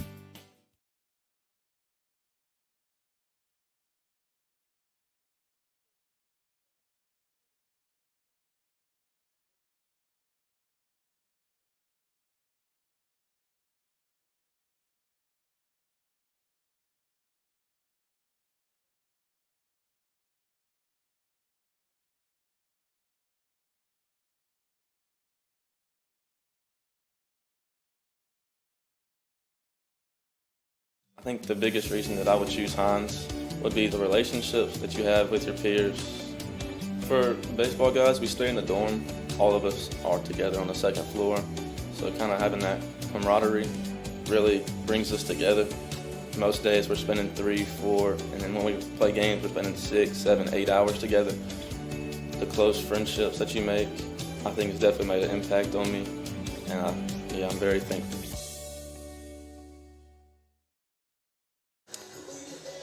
All right, welcome back to Stone Stadium here in Weston, Mississippi. It's all COPIAH in the first half. 27-0 is our score at the break. We'll have some scores from around the state coming up in just a few minutes, but I want to turn it over now to Stephen, who is going to give us the statistical story in the first half. What can you tell us about the first two periods, Stephen? All right, for the scoring summary at the 14:03 mark of the first quarter, after a 83-yard kickoff return by Zaire Jackson, Trey Minor scored on a 4-yard touchdown run, and it kept a 2-play, 7-yard drive that took only 57 seconds off the game clock. Humberto Rosales' PAT was good. Colin led 7-0. Then at the 10:42 mark, Kay Tillman scored on a 1-yard touchdown run. Rosales' PAT was good, and the Wolves extended the lead to 14-0. And at the 1:55 mark, the Wolves scored again. This time, Will Loy threw a 19-yard touchdown pass to Jordan Richardson. The PAT by Rosales was no good, and it kept a 6-play, 70-yard drive that took 3:23 off the game clock. Colin led at that point 20-0. And then at the 3:48 mark of the second quarter, it was Minor again scoring his second touchdown of the evening, this time from 5 yards out on a run. The PAT by Rosales was good, and it capped a 5-play, 34-yard drive that took 2:37 off the game clock. And that's where we stand at the half. Colin 27, Hinds nothing. Looking at first downs, Colin had 11, Hinds had 5. Total rushes, the Wolves ran 21 times for 83 yards and 3 touchdowns. The Eagles only 16 carries for 12 yards, less than a yard a carry. In terms of passing, the Wolves were 7 out of 14 for 111 yards and 1 touchdown. The Eagles were 8 out of 17 for 75 yards. Total offense, the Wolves ran 35 plays for 194 yards. The Eagles ran 33 plays for only 87 yards. The Eagles punted 5 times for an average of 34 yards a punt. The Wolves punted twice for an average of 42 yards a punt. COPIAH had one fumble and lost it. HINDS also had one fumble and lost it. COPIAH had 2 penalties for 10 yards. HINDS was flagged 5 times for 44 yards. COPIAH had 16 minutes of time of possession exactly. HINDS exactly has 14 minutes of possession. Looking at individual stats for the Eagles, Julius Bradley had 4 carries for 9 yards. Jamarian Johnson 2 for 3. Jabari Watson 9 carries, 0 net yards. And Jaden Reed 1 carry also for 0 net yards. For the Wolves, DeAndre Jackson is leading the way for the Wolves with 6 carries for 47 yards. Trey Minor has 9 carries for 40 yards and 2 touchdowns. Desmond Ray has 2 carries for 9 yards. Kay Tillman had 1 carry for 1 yard and the 1 touchdown. Will Loy had 2 carries for -3 yards. And Will Pritchard had 1 carry for -11 yards. 21 carries, 83 yards, and 3 touchdowns for the Wolves. Looking at the passing numbers, Watson for the Eagles was 8 out of 17 for 75 yards. For the Wolves, Loy was 6 of 11 for 105 yards and 1 touchdown. Pritchard, who saw some action in the second quarter, was 1 of 3 for 6 yards. Looking at the receiving numbers, Tyrell Pollard had 5 catches for 39 yards. T.D. Vaughn had 2 catches for 19. And Trey Henderson had 1 catch for 17. For the Wolves, Matt Mayfield had 1 catch for 35 yards. Jabraxton Boom 1 for 24. Elijah Lag 1 for 21. Jordan Richardson 1 for 19 and the touchdown. Malachi Williams 1 for 6. DeAndre Jackson 1 for 6. And Jamarian McCray had 1 catch for 0 net yards. In terms of sacks, TJ Grant had the 1 sack for the Eagles for a loss of 11 yards. For COPIAH, Lonnie Smith and LaKendrick Jones each split a sack. Malachi Williams had 1 sack.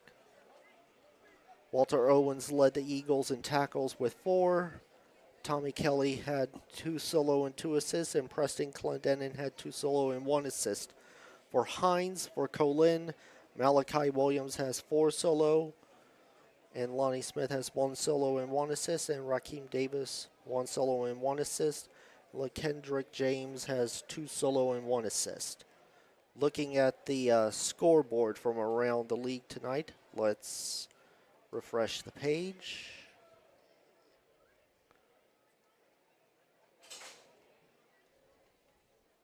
And this is a score of great interest. Holmes leads Coahoma 25-23 with 53 seconds left in the second quarter. It is Southwest 14, Pearl River 14 with 7:40 left in the second quarter. Itawamba leads East Central 6-0. That is also a second quarter score. And Gulf Coast leads Jones 6-0 at the start of the first, and I have no updates on that game. Start of the first. That's an interesting score. I guess they get six points on the board before they start the ball game. That's a nice way to do it. Yeah. Spot you 6, huh? Yeah. Stephen, thanks so much for your help. We're going to take a time out here. We'll come back with more of our halftime show as the COPIAH Wolves lead the Hinds Community College Eagles 27-0 at the break. Stay with Eagles. Football will continue in just a moment. Elite Physical Therapy wishes all the players a healthy and successful football championship season. Elite is proud to serve the local communities with multiple locations providing secure outpatient therapy and sports medicine services. Our centers specialize in post-op rehabilitation, manual therapy, concussion management, and orthopedics, providing patients convenient scheduling and access to care within 24 hours. If you suffer from an injury, visit myelitept.com to find a center near you. That's myelitept.com. Elite Physical Therapy, proud to serve the state of Mississippi. For more than 40 years, the Hinds Meat Market has provided select, choice, and prime meats to our local community. Pick up some ribeye steaks hand-cut by students in our meat merchandising program, or Hiney Ho smoke sausage you can only find here. The market offers beef, pork, chicken, and catfish. We also carry sides, desserts, and Doc's Gourmet seasoning. Visit the HINDS Meat Market in Porter Hall on the Raymond campus of HINDS Community College or give us a call at 601-857-3721.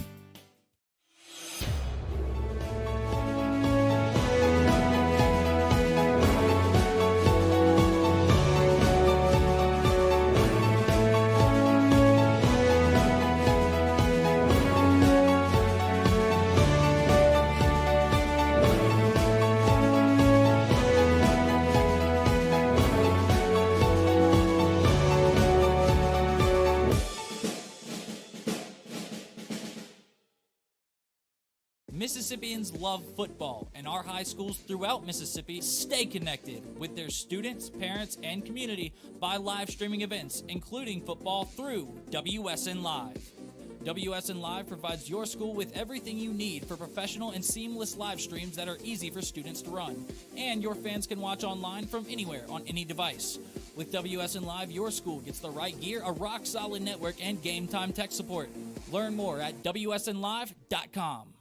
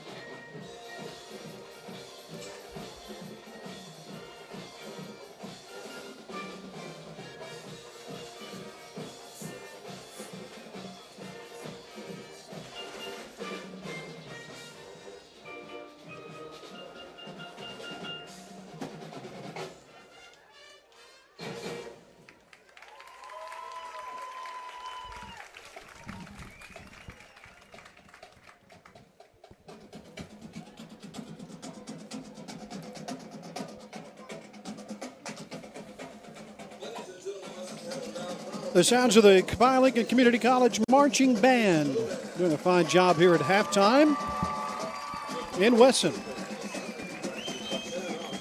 And it's their team, the Wolves, leading the Hinds Community College Eagles at intermission 27-0. We'll take a timeout. When we come back, we'll have more of our halftime show and get you set for the second half of action when Eagles football continues in just a moment. I think the biggest reason that I would choose Hinds would be the relationships that you have with your peers. For baseball guys, we stay in the dorm. All of us are together on the second floor. So kind of having that camaraderie really brings us together. Most days we're spending 3, 4, and then when we play games, we're spending 6, 7, 8 hours together. The close friendships that you make, I think has definitely made an impact on me. And I'm very thankful. Elite Physical Therapy wishes all the players a healthy and successful football championship season. Elite is proud to serve the local communities with multiple locations providing secure outpatient therapy and sports medicine services. Our centers specialize in post-op rehabilitation, manual therapy, concussion management, and orthopedics, providing patients convenient scheduling and access to care within 24 hours. If you suffer from an injury, visit myelitept.com to find a center near you. That's myelitept.com. Elite Physical Therapy, proud to serve the state of Mississippi. I wanted to go into nursing because I really enjoy helping people. I love everything about nursing, and I initially wanted to do this years ago, so I'm actually coming back to, fulfill a career that I'm really passionate about. HINDS is absolutely wonderful. Your teachers are passionate, and you can tell they love what they do, and it really makes everything just come together and enjoyable.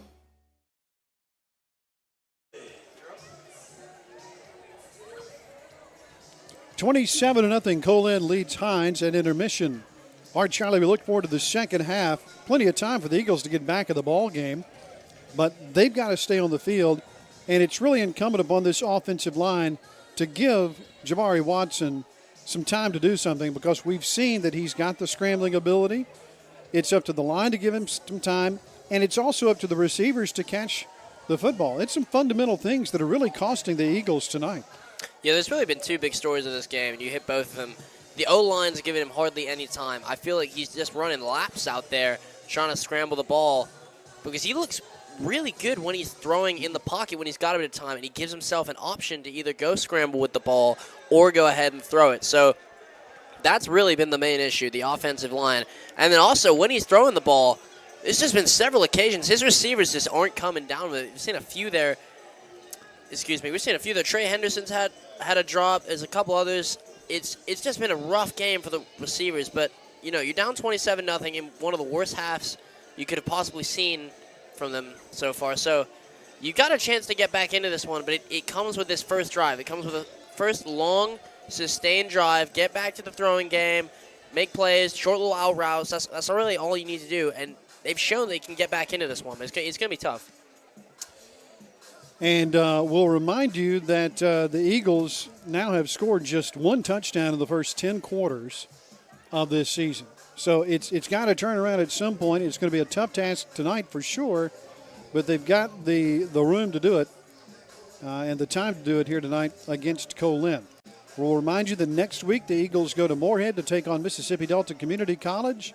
A 2 p.m. start next Thursday afternoon. It's homecoming for the Trojans, and so it'll be 2 o'clock next Thursday afternoon, and we'll be with you from the Delta beginning at 1:45 p.m. So rare Thursday afternoon home game, and after that the Eagles will be back in Raymond on Thursday, September 26th for a 6:30 p.m. start against East Central Community College. Homecoming, by the way, for the Eagles is set for Thursday, October 24th against Pearl River Community College. Here tonight in Wesson, it's 27-0. COPIAH leading HINDS at intermission. We'll take a final timeout at halftime, be back for the second half. Eagles football will continue in a moment. Mississippians love football, and our high schools throughout Mississippi stay connected with their students, parents, and community by live streaming events, including football through WSN Live. WSN Live provides your school with everything you need for professional and seamless live streams that are easy for students to run. And your fans can watch online from anywhere on any device. With WSN Live, your school gets the right gear, a rock-solid network, and game time tech support. Learn more at WSNLive.com.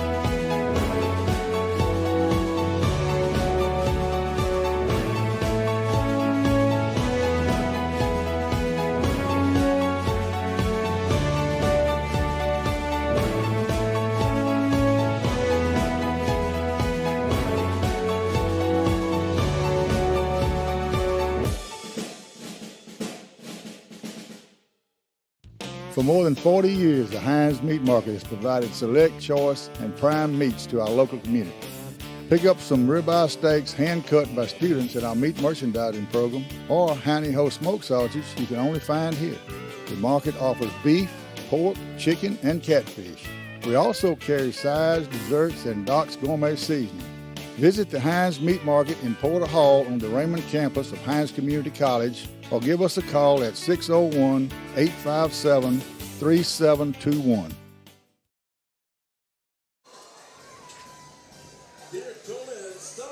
All right, back to Stone Stadium here in Wesson, Mississippi, on a nice night for football. COPIAH Lincoln Community College 27, HINDS Community College nothing in Game 3 of the regular season. The Eagles won the opening coin toss to start the game, deferred, so they're going to get the football to start the second half. And hopefully they'll be able to get some points on the board in a hurry. Talked about what they needed to do, protect the quarterback a little bit more. Receivers need to make sure they squeeze the football and not leave it all up to Watson, the quarterback. So, ready to start the third quarter, and here with the call of the game is Charlie Rook.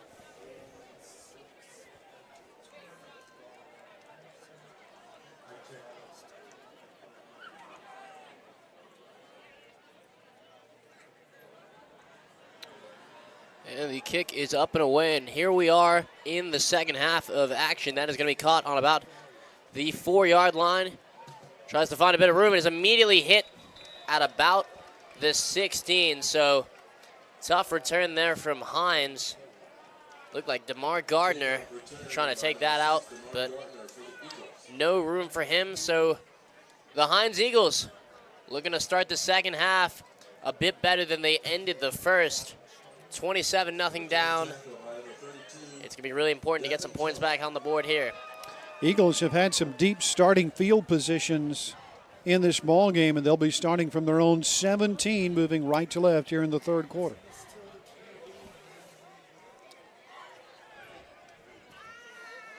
So there's going to be Watson over the ball.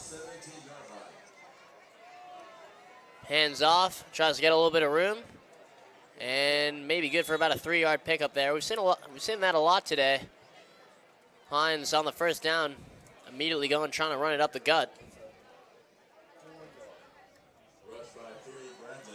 So that is Bradley, listed as a defensive lineman on the roster. He gets the call with the ball, so 3 to his right. Watson drops back over the middle, and he finds Bradley again. It looks like he's going to keep going. Bit of muscle there as he pulls him to about the 39-yard line. That's a nice play. Good job by Bradley, and really that's all him. He made the catch and kind of had a receiver hanging all over him. Lots of yards after the catch there for Julius Bradley.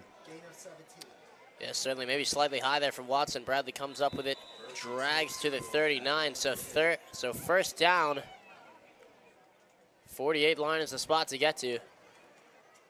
Watson hands back off to Bradley, been the star of the show so far.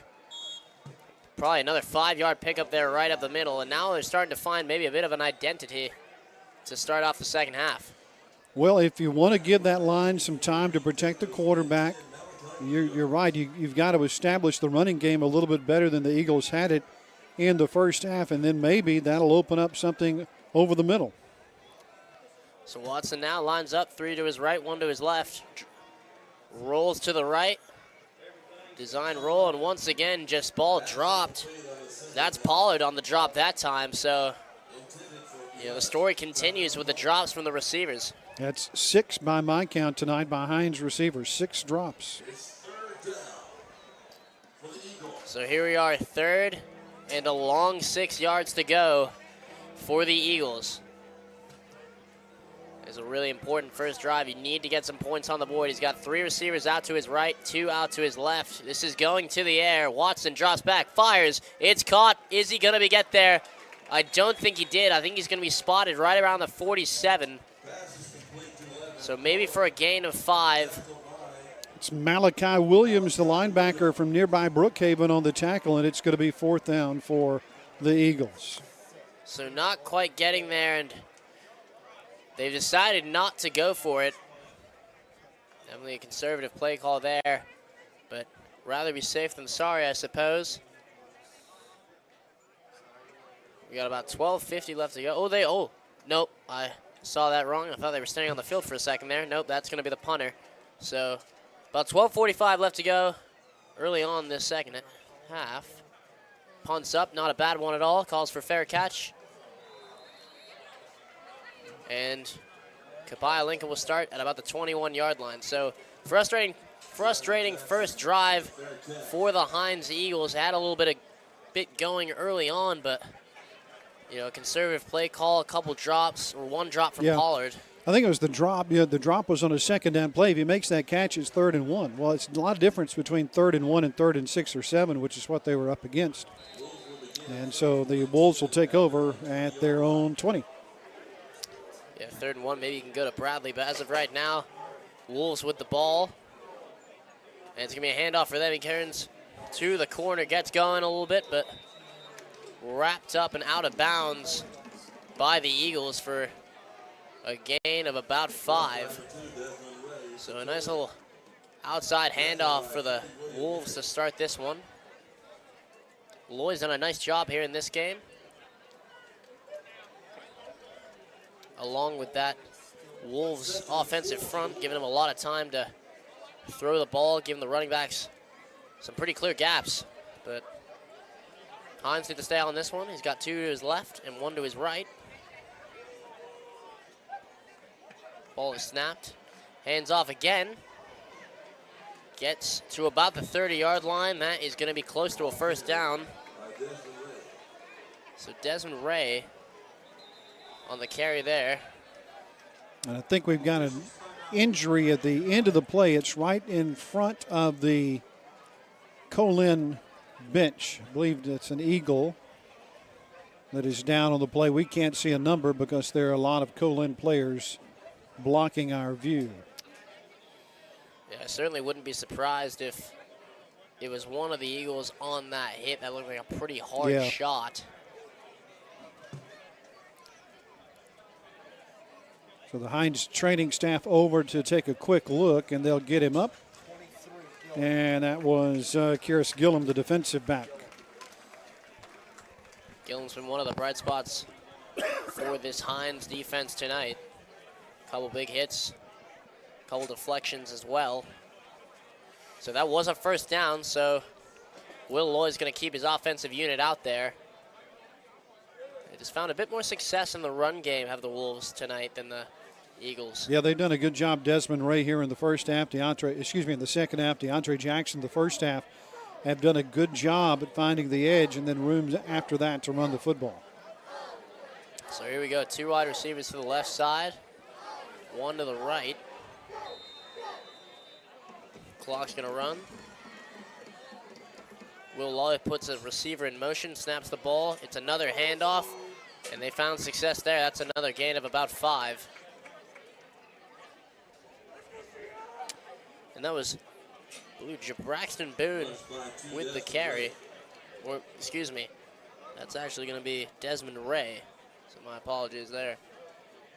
Lloyd again hands it back off.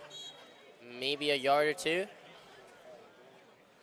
Well, now you're setting up a 3rd down and 1. This is a big opportunity for the Eagles to get off the field defensively. They can stop them on 3rd and 1 and get pretty good field position should the Wolves have to punt the football away, but they're not going to be able to stop Desmond Ray running the football in this second half, and he's back there again. Yeah, Desmond Ray lined up in the backfield. And here we go. I think everyone in the building knows where this is going. Ray gets the ball again. Is there going to be a chance to stop him? He is wrapped up. That is going to be a good tackle from Hines, as they now have a chance to get this defense off the field on 4th and 3. That's Derek Davis, the first man there for the Eagles. You're right. Everybody knew what was coming. The Eagles knew what was coming, and they were able to stop it. And so they do get off the field, and they will get the football back, trying to get some points on the board. So Desmond Ray stopped for the first time this quarter, and the Eagles get their first stop of the half. So maybe not offensively, but defensively, find a little bit of momentum, and you get the ball back. Maybe that can translate over. So here we go. Punt is up and away. Not a bad-looking punt at all. Lands at about the 30. Gets a COPIAH Lincoln roll. That's going to roll all the way down to about the 11-yard line. So a really solid punt and a very good bounce. That's going to put the Eagles once again back very far in their own territory. So a 51-yard punt there from the Wolves. Very impressive. Comes with the bounce. So we've got about 9 minutes and 50 seconds to play in this 3rd quarter of action. It is still 27-0 to the Wolves over the Hinds Eagles. And Hinds still find themselves in a pretty big hole, especially back at their own 11-yard line. So here we go, 3 receivers out to the left. He's going to hand off, though. And not a bad run at all.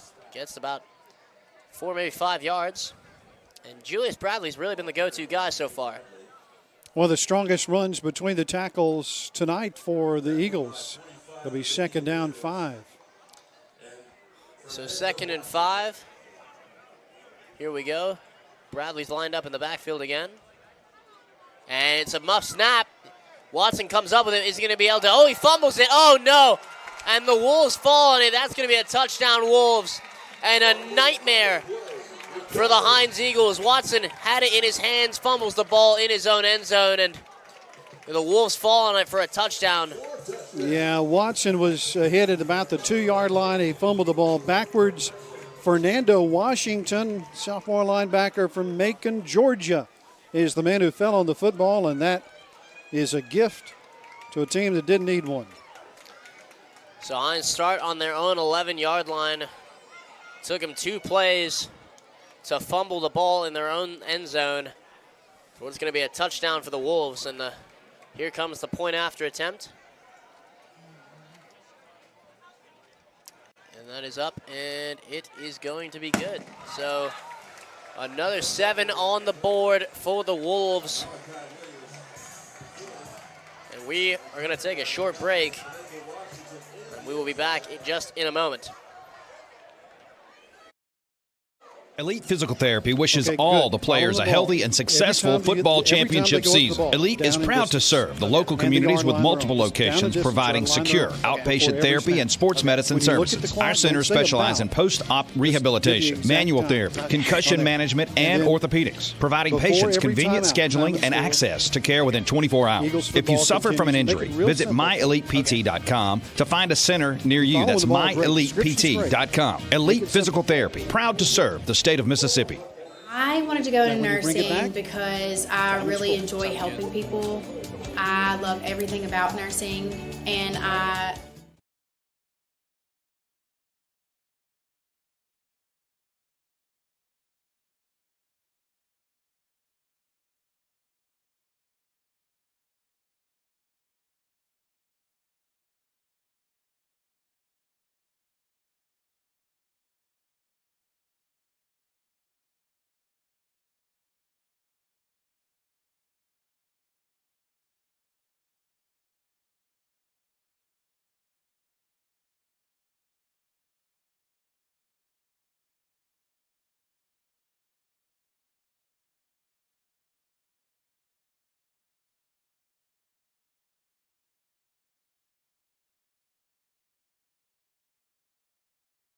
Again, kind of going back to the same thing. This HINDS O-line is got to give him a little more time.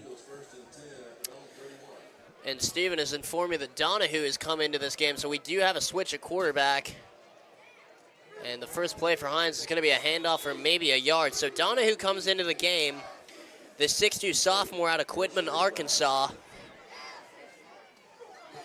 And for the record, I think Watson may have been shaken up on the hit that he took that jarred the football loose. I saw a couple of his teammates going over to kind of help him up off the turf and over to the sideline. So it probably isn't a performance issue, but more perhaps an injury issue that got Donahue into the game. Yeah, I agree, but there he goes. So Donahue goes all the way. He finds a sideline, gets dragged down at about the 45-yard line in opposition territory. So about 8:30 left to go in the third quarter. That is a good run from Donahue. So 23 yards. 23 yards there for Donahue. He's got 3 receivers to the left. Here he goes. Hands off again. That's Bradley. He gets about 4 yards himself. So now Donahue and Bradley bringing maybe a spark to this offense. We've seen him play the first 2 weeks of the season, and he has a lot of athletic talent. He's able to run the football just as well as Watson does, and he's moved the ball very quickly into Wolves territory here. So Donahue now giving himself a chance. Immediately rolls out left. Pocket breaks down. Let's see what he can do. Scrambles, and nothing doing there, as it's going to be a sack for about a 2-yard, maybe 3-yard loss. sometimes it's not so much protection that's the issue. It's that you want to, as the ball carrier, sometimes you want to give your guys a chance to set things up. And I think maybe that time Donahue didn't do that. If you saw, he really scrambled out to the left. All of his blockers were set up off to the right, and perhaps panicking a little bit there. Yeah, just a bit of a miscue there from Donahue. Lines up again. He's got 3 receivers to his right. Fake handoff, tries to go at it himself and is dragged down for maybe a gain of 1, maybe right where he was. So HINDS are going to come off the field again. Had a bright spot there with the 24-yard gain early on, but once again the punting crew is going to come on at about the 50. Excuse me, at the 50-yard line. I understand.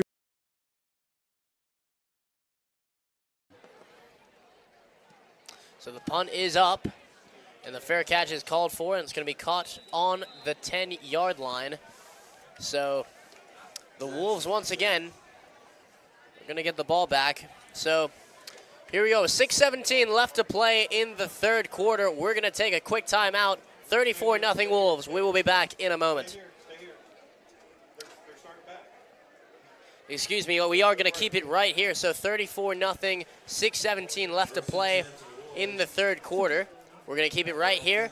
Wolves with the ball on their own 10-yard line. So the same unit out there as William Loy. Steps up behind. He's got 2 receivers on either side. That ball gets handed off immediately. And maybe a 2-yard pickup before he's wrapped up by some Eagles. So the run game has been working so far in the second half for the Wolves. And I think the rain has started out there. Yeah, it has started to fall. See umbrellas popping out, and some folks are headed to the exits. So 34-0. No need to stick around if you're a home fan who comes regularly. So here we go. Second down, handoff again. And he's wrapped up, maybe about a 2-yard gain. So looking at 3rd and 4. Good opportunity for HINDS to get the ball back in decent field position. They're going to stop here, so 3rd and 3 is going to be the call on the field.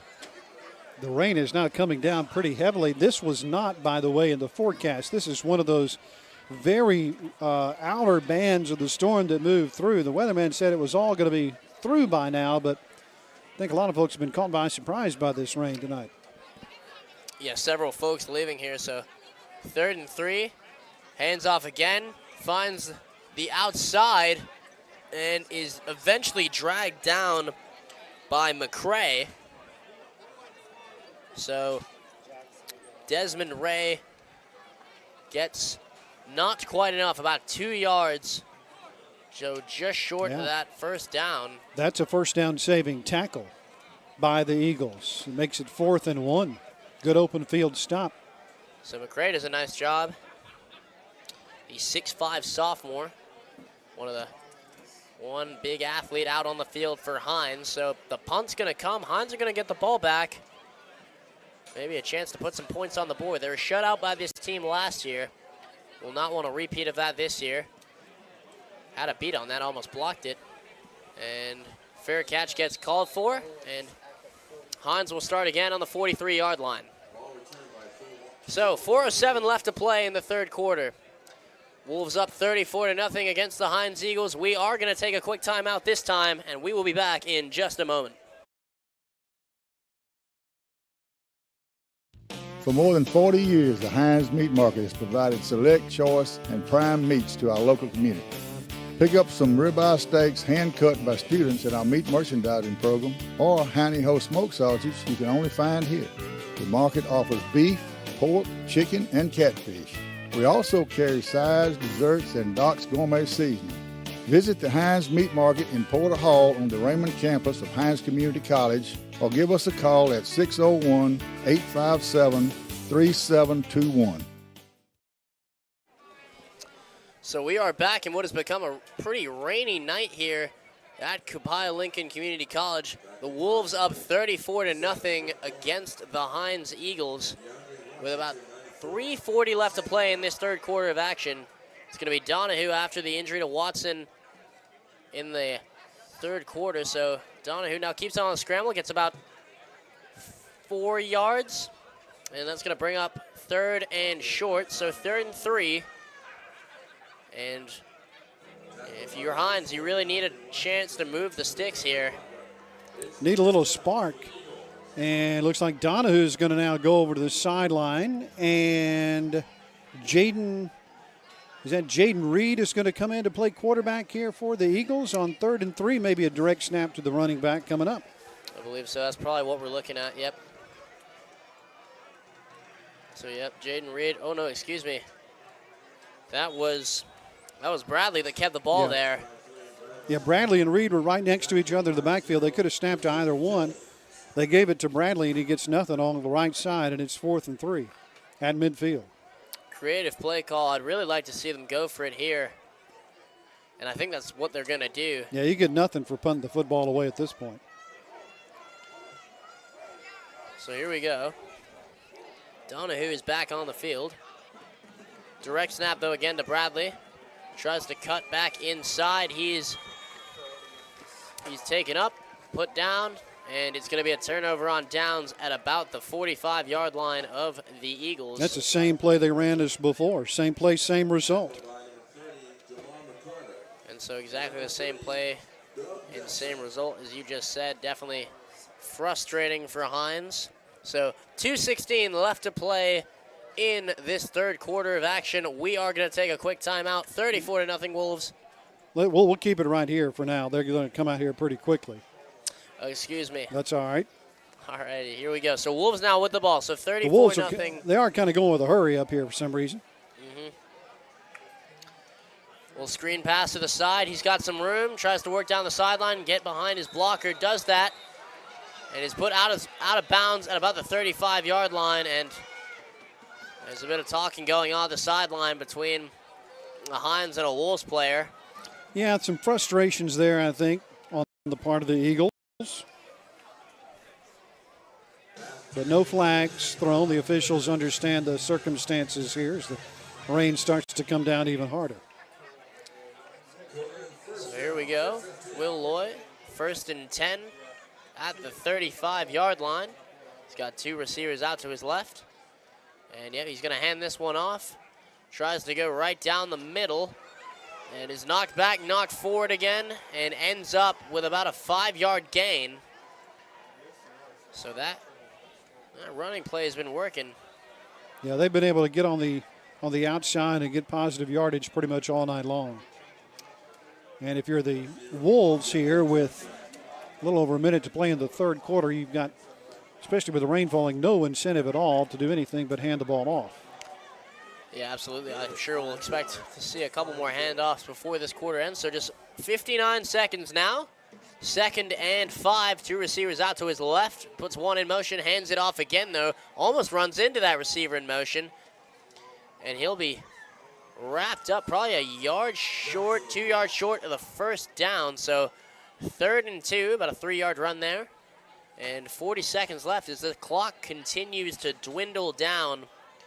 The Wolves probably want to get a chance to get one more here, but also wouldn't be surprised to see them just run this one into the next quarter. I'm sure that's probably what they'll do. So here we go. Snapped, handed off immediately. Goes right down the middle, picks up the first down, and maybe about a yard more. So 8 seconds left. We're going to go into the fourth quarter of action. It is 34-0 to the Wolves at the end of the third quarter. We will be back in just a moment.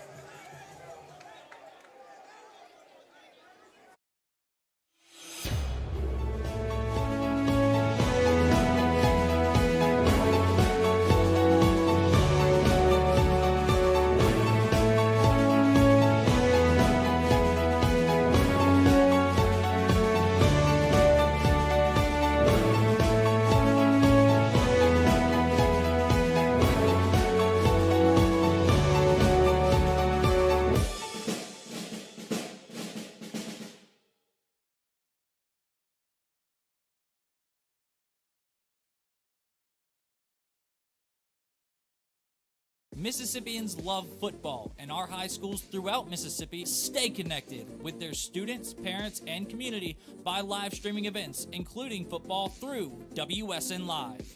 WSN Live provides your school with everything you need for professional and seamless live streams that are easy for students to run. And your fans can watch online from anywhere on any device. With WSN Live, your school gets the right gear, a rock-solid network, and game-time tech support. Learn more at WSNLive.com.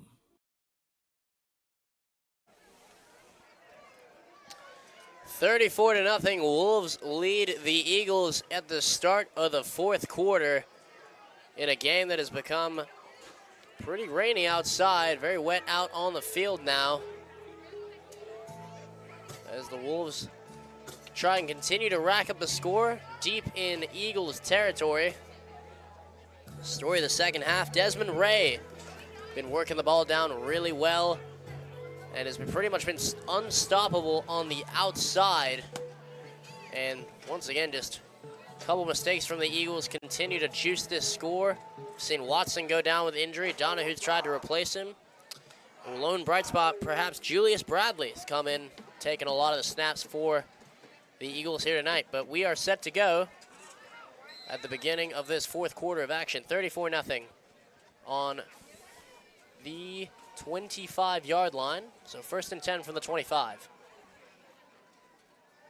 Fake handoff goes outside. That one's dropped. And if you're Hines, you're thinking, at least it wasn't us this time. Yes, a rare drop by the Wolves tonight. That'll bring up 2nd down 10. It's it's been a tough night for receivers, I think, on both teams, especially the Eagles hanging on to the football. Now that it's raining, it's going to really be difficult. The Wolves go with the pass play there. Again, if I'm the Wolves, I might try to just keep it on the ground the rest of the way, but we'll see what they do here on 2nd and 10. So here we go, 2nd and 10. Two receivers to the left side. And that ball's handed off and bounces back outside. He's got some room, and here he goes for the score.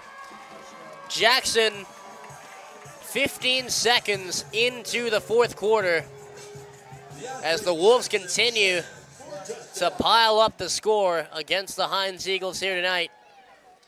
Well, Jackson had nothing up the middle, but when he spun around to the outside to the left, he had nothing but green really in front of him.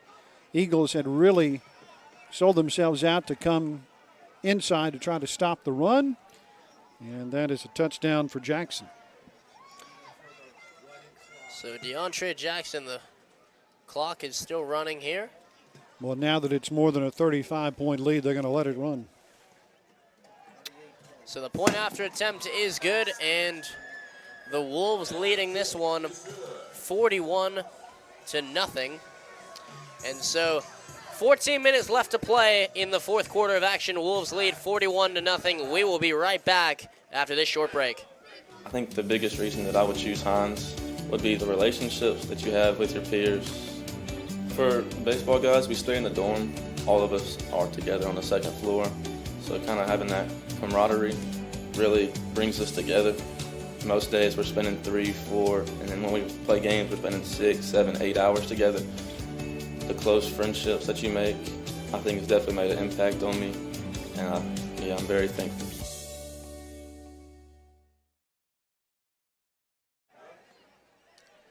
We are back after the DeAndre Jackson touchdown that increased the score to 41-0 in favor of the Wolves. Once again, 35-0 has been reached, so we are on a running clock. So about 13 minutes left to go now in this fourth quarter. And it's really been a one-sided contest here tonight as the ball is up and away. Hinds catches it at the 9-yard line, tries to find the sideline. Almost looked like he slipped there. Couldn't tell if he tripped or fell. It could have been. We're on an artificial surface, so it's going to be a little bit treacherous footing. And I don't know what kind of cleats the Hinds Eagles brought, but the forecast did not call for any rain. This is just one of those small, thin outer bands from the storm that came through that has found the football field here tonight. So if they didn't have the right cleats on, then perhaps the footing for both teams can be kind of treacherous the rest of the evening.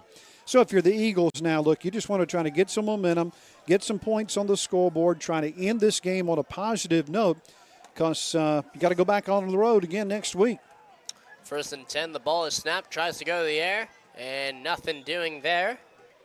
The target was Luke Bolin, but 2nd and 10 now for the Hinds Eagles. And now we see Donahue still in the ball game at quarterback. Remember, Jabari Watson, when he lost the fumble that wound up in a touchdown for the Wolves in the 3rd quarter, he was slow getting off the field, and it has been Donahue ever since. So now Donahue takes the snap and hands it off immediately, finds a bit of room, does his running back. Maybe a 4-yard gain there, so it's going to bring up about 3rd and 6. Jaden Reed on the carry for the Eagles. So here we go, Jaden Reed after a 5-yard gain, 3rd down. And I think if you're Hinds, you go for this regardless. Drops back to pass. Pocket breaks down, now he's scrambling. Gets away, now he's got a bit of time. He's going to keep it himself and gets hit at right around where he started. So that's going to wind up being about a 2-yard gain, and the referee got clocked on that play. He got waylaid by one of the Hinds pass rushers. He looks over to the sideline, LICOLN side, and Glenn Davis asks him if he's okay. He says, I'm all right, but it's going to be 4th down for the Eagles. Thankfully, he's all right. I missed that one myself. So 4th and 3 for the Eagles, and they are going to punt this away. I guess they're decided it's too deep in their own territory. So rolling clock, about 10:30 left to play in this one. 41-0 is your scoreline. Punt is up, and it's not a great one. Stays high in the air, gets a Eagles roll. And it will be down at the 28-yard line where the Wolves will start. Well, you know, Charlie, this has not been the start to the season that the Eagles wanted. And at this point, you're kind of looking for two things. You're looking for positive things that you can point to your players, that, hey, here's some things we're doing well. I think that Jabari Watson had a pretty good night before he got hurt and had to go out of the ball game. I think they've been able to get some guys open downfield in the receiving corps. But the flip side of both of those things is Watson's having to make things happen on his own because the protection's not there, and the receivers didn't really hold up there into the bargain and making catches early on. So another handoff here from the Wolves. Makes his way up the middle for about an 8-yard gain, bring up 2nd and 2. And defensively for the Eagles, it's just a matter they've been on the field, it seems like a long time tonight. I know they were on the field 2 minutes more in the first half. You know, the Wolves had a 16-minute time of possession the first half. The Eagles had only 14 minutes with the football in the first half, so the defense been on the field a good bit tonight. Certainly be curious to see that stat as we start here. 2nd and 3 for the Wolves. That one's taken from a high snap, handed off, and that is a really nice run from Minor. So Minor works it up to about the Hinds 48-yard line. Good handoff from him. Going to be 1st and 10 from the 48. Minor with 2 touchdowns tonight, a 4- and a 5-yard touchdown run, and that time he carries the ball to the midfield stripe. So 1st and 10 from the 50. Loy looks over to the sideline to get the call. Excuse me, this is Will Pritchard now in the game. So yeah, that's Pritchard's second appearance. He came in late in the first half. Capable arm. He'll work from the 50, 1st and 10. Puts a receiver in motion, takes the snap, and hands off immediately. Or maybe a 1-yard gain there. So should bring up 2nd and 9. Looked like Jalen McCrory, one of the first guys there for the Hinds Eagles after the 1-yard gain. And again, we do have a rolling clock because of the size of the lead, so the clock is going to stop unless there's an injury or a timeout call. So Jalen McCroy on the hit there out of Shaw, Cleveland Central.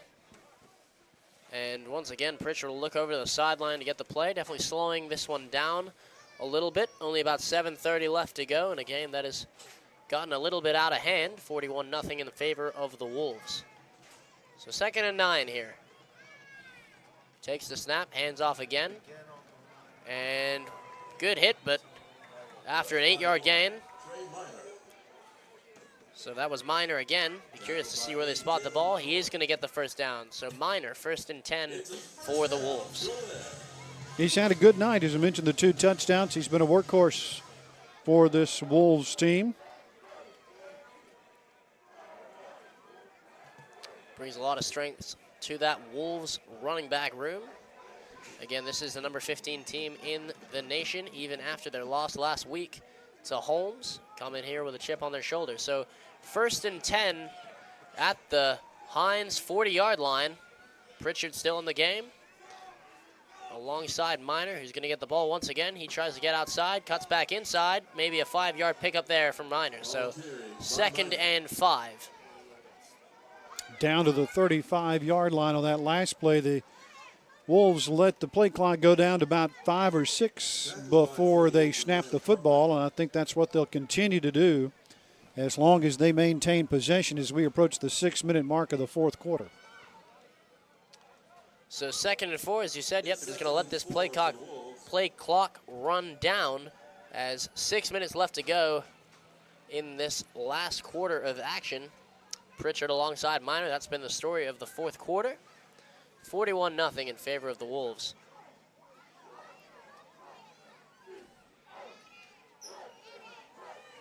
They even had a reset of the play clock there that allowed them to take more time off the clock. So here we go. Ball's finally snapped. Handed off to Minor once again. Tries to go in. Goes back out. And there he is. He's got the hole. And Minor once again for a touchdown for the Wolves. Just continues to go from bad to worst for the Eagles. That's the 3rd touchdown of the night for Minor. And I tell you what, he had some really good seals there on the blocks to get him downfield. We haven't talked about it a lot, but this COPIAH offensive line has done an outstanding job paving the way for the running game, especially here in the second half. So COPIAH's running attack has been working tonight. Here comes the point after attempt. Try and get this up to a 48-0 game, and it is going to be good. So 48-0 now, and this is just a night that the Eagles will probably want to forget. So we are going to take a quick timeout. 48-0 in favor of the Wolves. 4:40 left to go in this 4th quarter. We will be back in just a moment. I wanted to go into nursing because I really enjoy helping people. I love everything about nursing, and I initially wanted to do this years ago, so I'm actually coming back to, fulfill a career that I'm really passionate about. HINDS is absolutely wonderful. Your teachers are passionate, and you can tell they love what they do, and it really makes everything just come together and enjoyable. 48-0 now the score after that COPIAH touchdown. Once again, just another running play. That one's going to be Minor, his 3rd touchdown of the night. So it just seems like the Hinds defense has stopped getting the stops they were once able to get, and the offense has given them nothing back in return. He's getting a work out of these COPIAH cheerleaders. They've been doing push-ups for every point that they've scored throughout the night. They just did 48 of them there on the sideline. A couple of those guys just gave up, though, I think, and I don't blame them. Like you said, can't say I blame them. This is actually not going to be a bad return at all. So about 40-yard line for the Eagles. That was a bit of a flat kick there, but it worked. DeMar Gardner on the return for Hinds. So DeMar Gardner will start this Hinds offense 1st and 10 at their own 40-yard line. Ball carried by 6, Gardner. The rain is coming down as hard as it has now all night long, and it's only been raining for about 30 minutes here, but it's shifted direction a bit, so maybe we're on the back end of it. A couple of strong fans out here cutting it out with umbrellas. Yeah, most everybody is headed for the exits. The turnstiles have been turning. So here we go, first and 10 from the 38-yard line of Hinds. Certainly looking to put something on the board here. Ball is snapped. It's handed off immediately. That's going to be Bradley again. Bradley comes up with maybe a 2-yard carry. It's going to be 2nd and 8. That's going to be Nick Thompson on the carry. He's a freshman from Bassfield, Mississippi. Some young guys getting into the ball game. So there we go. Nick Thompson just missed that number there. Saw the 3, didn't see much else. His jersey's kind of bunched up. So here we go. Nick Thompson, nice little carry from him, 2 yards. Some young guys getting in the game, like you said. It's going to be 2nd and 8, and we're going to see a 2-minute warning here. So they are going to still go with a 2-minute warning. And so we are going to take a quick timeout with them, 48-0 in favor of the Wolves late in the 4th quarter. We will be back with you in just a moment.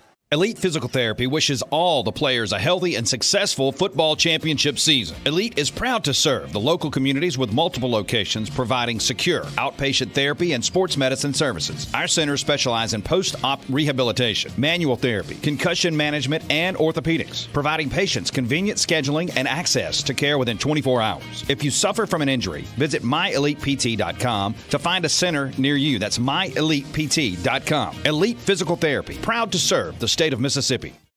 For more than 40 years, the HINDS Meat Market has provided select, choice, and prime meats to our local community. Pick up some ribeye steaks hand-cut by students in our meat merchandising program, or Honey Ho smoke sausage you can only find here. The market offers beef, pork, chicken, and catfish. We also carry sides, desserts, and Doc's Gourmet seasoning. Visit the HINDS Meat Market in Porter Hall on the Raymond campus of Hinds Community College, or give us a call at 601-857-3721. Welcome back to COPIAH Lincoln Community College tonight. A 48-0 game in favor of the Wolves as the clock continues to dwindle down in their matchup against the Hinds Eagles. And this has been quite a long night for Hinds as they have the ball, but 3rd and 8 at their own 42 is what it appears to be.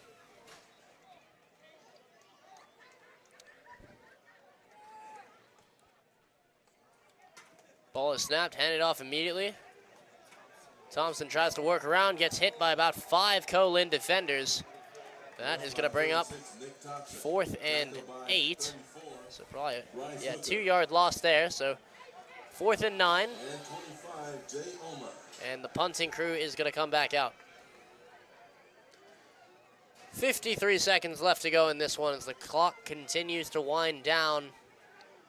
And I'm sure the Hinds Eagles will use every second of this play clock before they punt it away. Yeah, Hollingsworth is going to have his work cut out from him. For him, rather. Going to be punting in the rain here. And even on the change of possession, there won't be a stoppage of the clock because of the size of the lead. So ball's down, takes a Hinds roll. Not that it'll matter much at this point, but it's going to end up on the COLIN 2-yard line. And that is going to end our ball game. About 12 seconds as the clock continues to dwindle down. COLIN will not be forced to run another play. And so that'll do it. 48-0 in favor of the COLIN Wolves tonight. That is our final score. So 48-0. We're going to take a quick timeout. We'll come back to you with the post-game wrap-up. We'll be back in just a moment.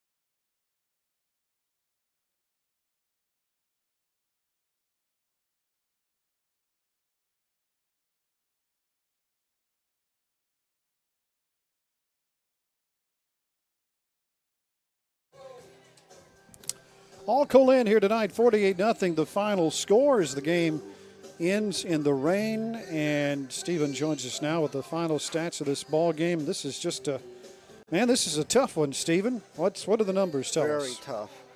Let's go over the scoring summary for the second half. At the 9:17 mark of the third quarter, Fernando Williams recovers a fumble 2 yards into the end zone for a touchdown. Rosales' PAT was good. Colon extended the lead to 34-0. Then at the 14:35 mark, it's DeAndre Jackson scoring on a 24-yard touchdown run that kept a 6-play, 49-yard drive that took 2:41 off the game clock. And the PAT by Rosales made it 41-0. And then, of course, the Buddy Stevens rule went into effect. And then at the 5:28 mark of the fourth quarter, Trey Minor scores on a 35-yard touchdown run, capping a 6-play, 72-yard drive that took 4:46 off the game clock. Rosales' PAT is good, and that's the final. Colon 48, HINDS nothing. Looking at the first downs, Colon had 18 first downs. HINDS had 7. Total rushes, the Wolves ran the football 39 times for 218 yards and 5 touchdowns. The Eagles ran 34 times for 46 yards. Through the air, the Wolves were 8 out of 16 for 124 yards and 1 touchdown. The Eagles were 10 of 21 for 96 yards. Total offense, the Wolves ran 55 plays for 342 yards. The Eagles also ran 55 plays, but only for 142 yards. So a exact 200-yard difference. HINDS punted the football 9 times for an average of 37 yards a punt. The Colon punted 4 times for an average of 43 yards a punt. Colon had 1 fumble and lost it. HINDS had 2 fumbles and lost both of them. HINDS had 5 penalties for 44 yards. Colon had only 2 for 10. Looking at individual stats for rushing for the Eagles, Julius Bradley had 12 carries for 27 yards. Nasir Donahue had 5 for 25. Jaden Reed had 2 carries for 5 yards. Jamarian Johnson, 2 carries for 3 yards. Nick Thompson, 3 carries for 0. And Jabari Watson, 10 for minus 14 yards. 34 carries, 46 yards for the Eagles. For the Wolves, Trey Minor had 15 carries, 112 yards, and 3 touchdowns. DeAndre Jackson had 13 carries for 92 yards and a touchdown. Desmond Ray, 7 for 27. Kay Tillman had 1 carry for 1 yard and 1 touchdown. Will Lloyd, 2 for minus 3, and Will Pritchard, 1 for minus 11. 39 carries, 218 yards, and 5 touchdowns for the Wolves. Through the air for the Eagles, Watson was 10 of 20 for 96 yards. Donahue was 0 for 1. For the Wolves, Loy was 7 out of 13 for 118 yards and a touchdown. Pritchard was 1 of 3 for 6 yards. In terms of receiving for the Eagles, Tyrell Pollard had 6 catches for 43 yards. T.D. Vaughn, 2 for 19. Julius Bradley, 1 catch for 17. And Trey Henderson also had 1 catch for 17. For the Wolves, Matt Mayfield had 1 catch for 35. Braxton Boone, 1 for 24. Elijah Lang, 1 for 21. Jordan Richardson, 1 for 19. Karan Williams, 1 for 13. Malachi Williams, 1 for 6. DeAndre Jackson, 1 for 6. And Jamarian McRae, 1 catch for no yards. TJ Grant had the 1 sack for the Eagles. The Wolves had 3 sacks, a half sack each for Lonnie Smith and LaKendrick James. 1 for Malachi Williams and 1 for Damian Gill.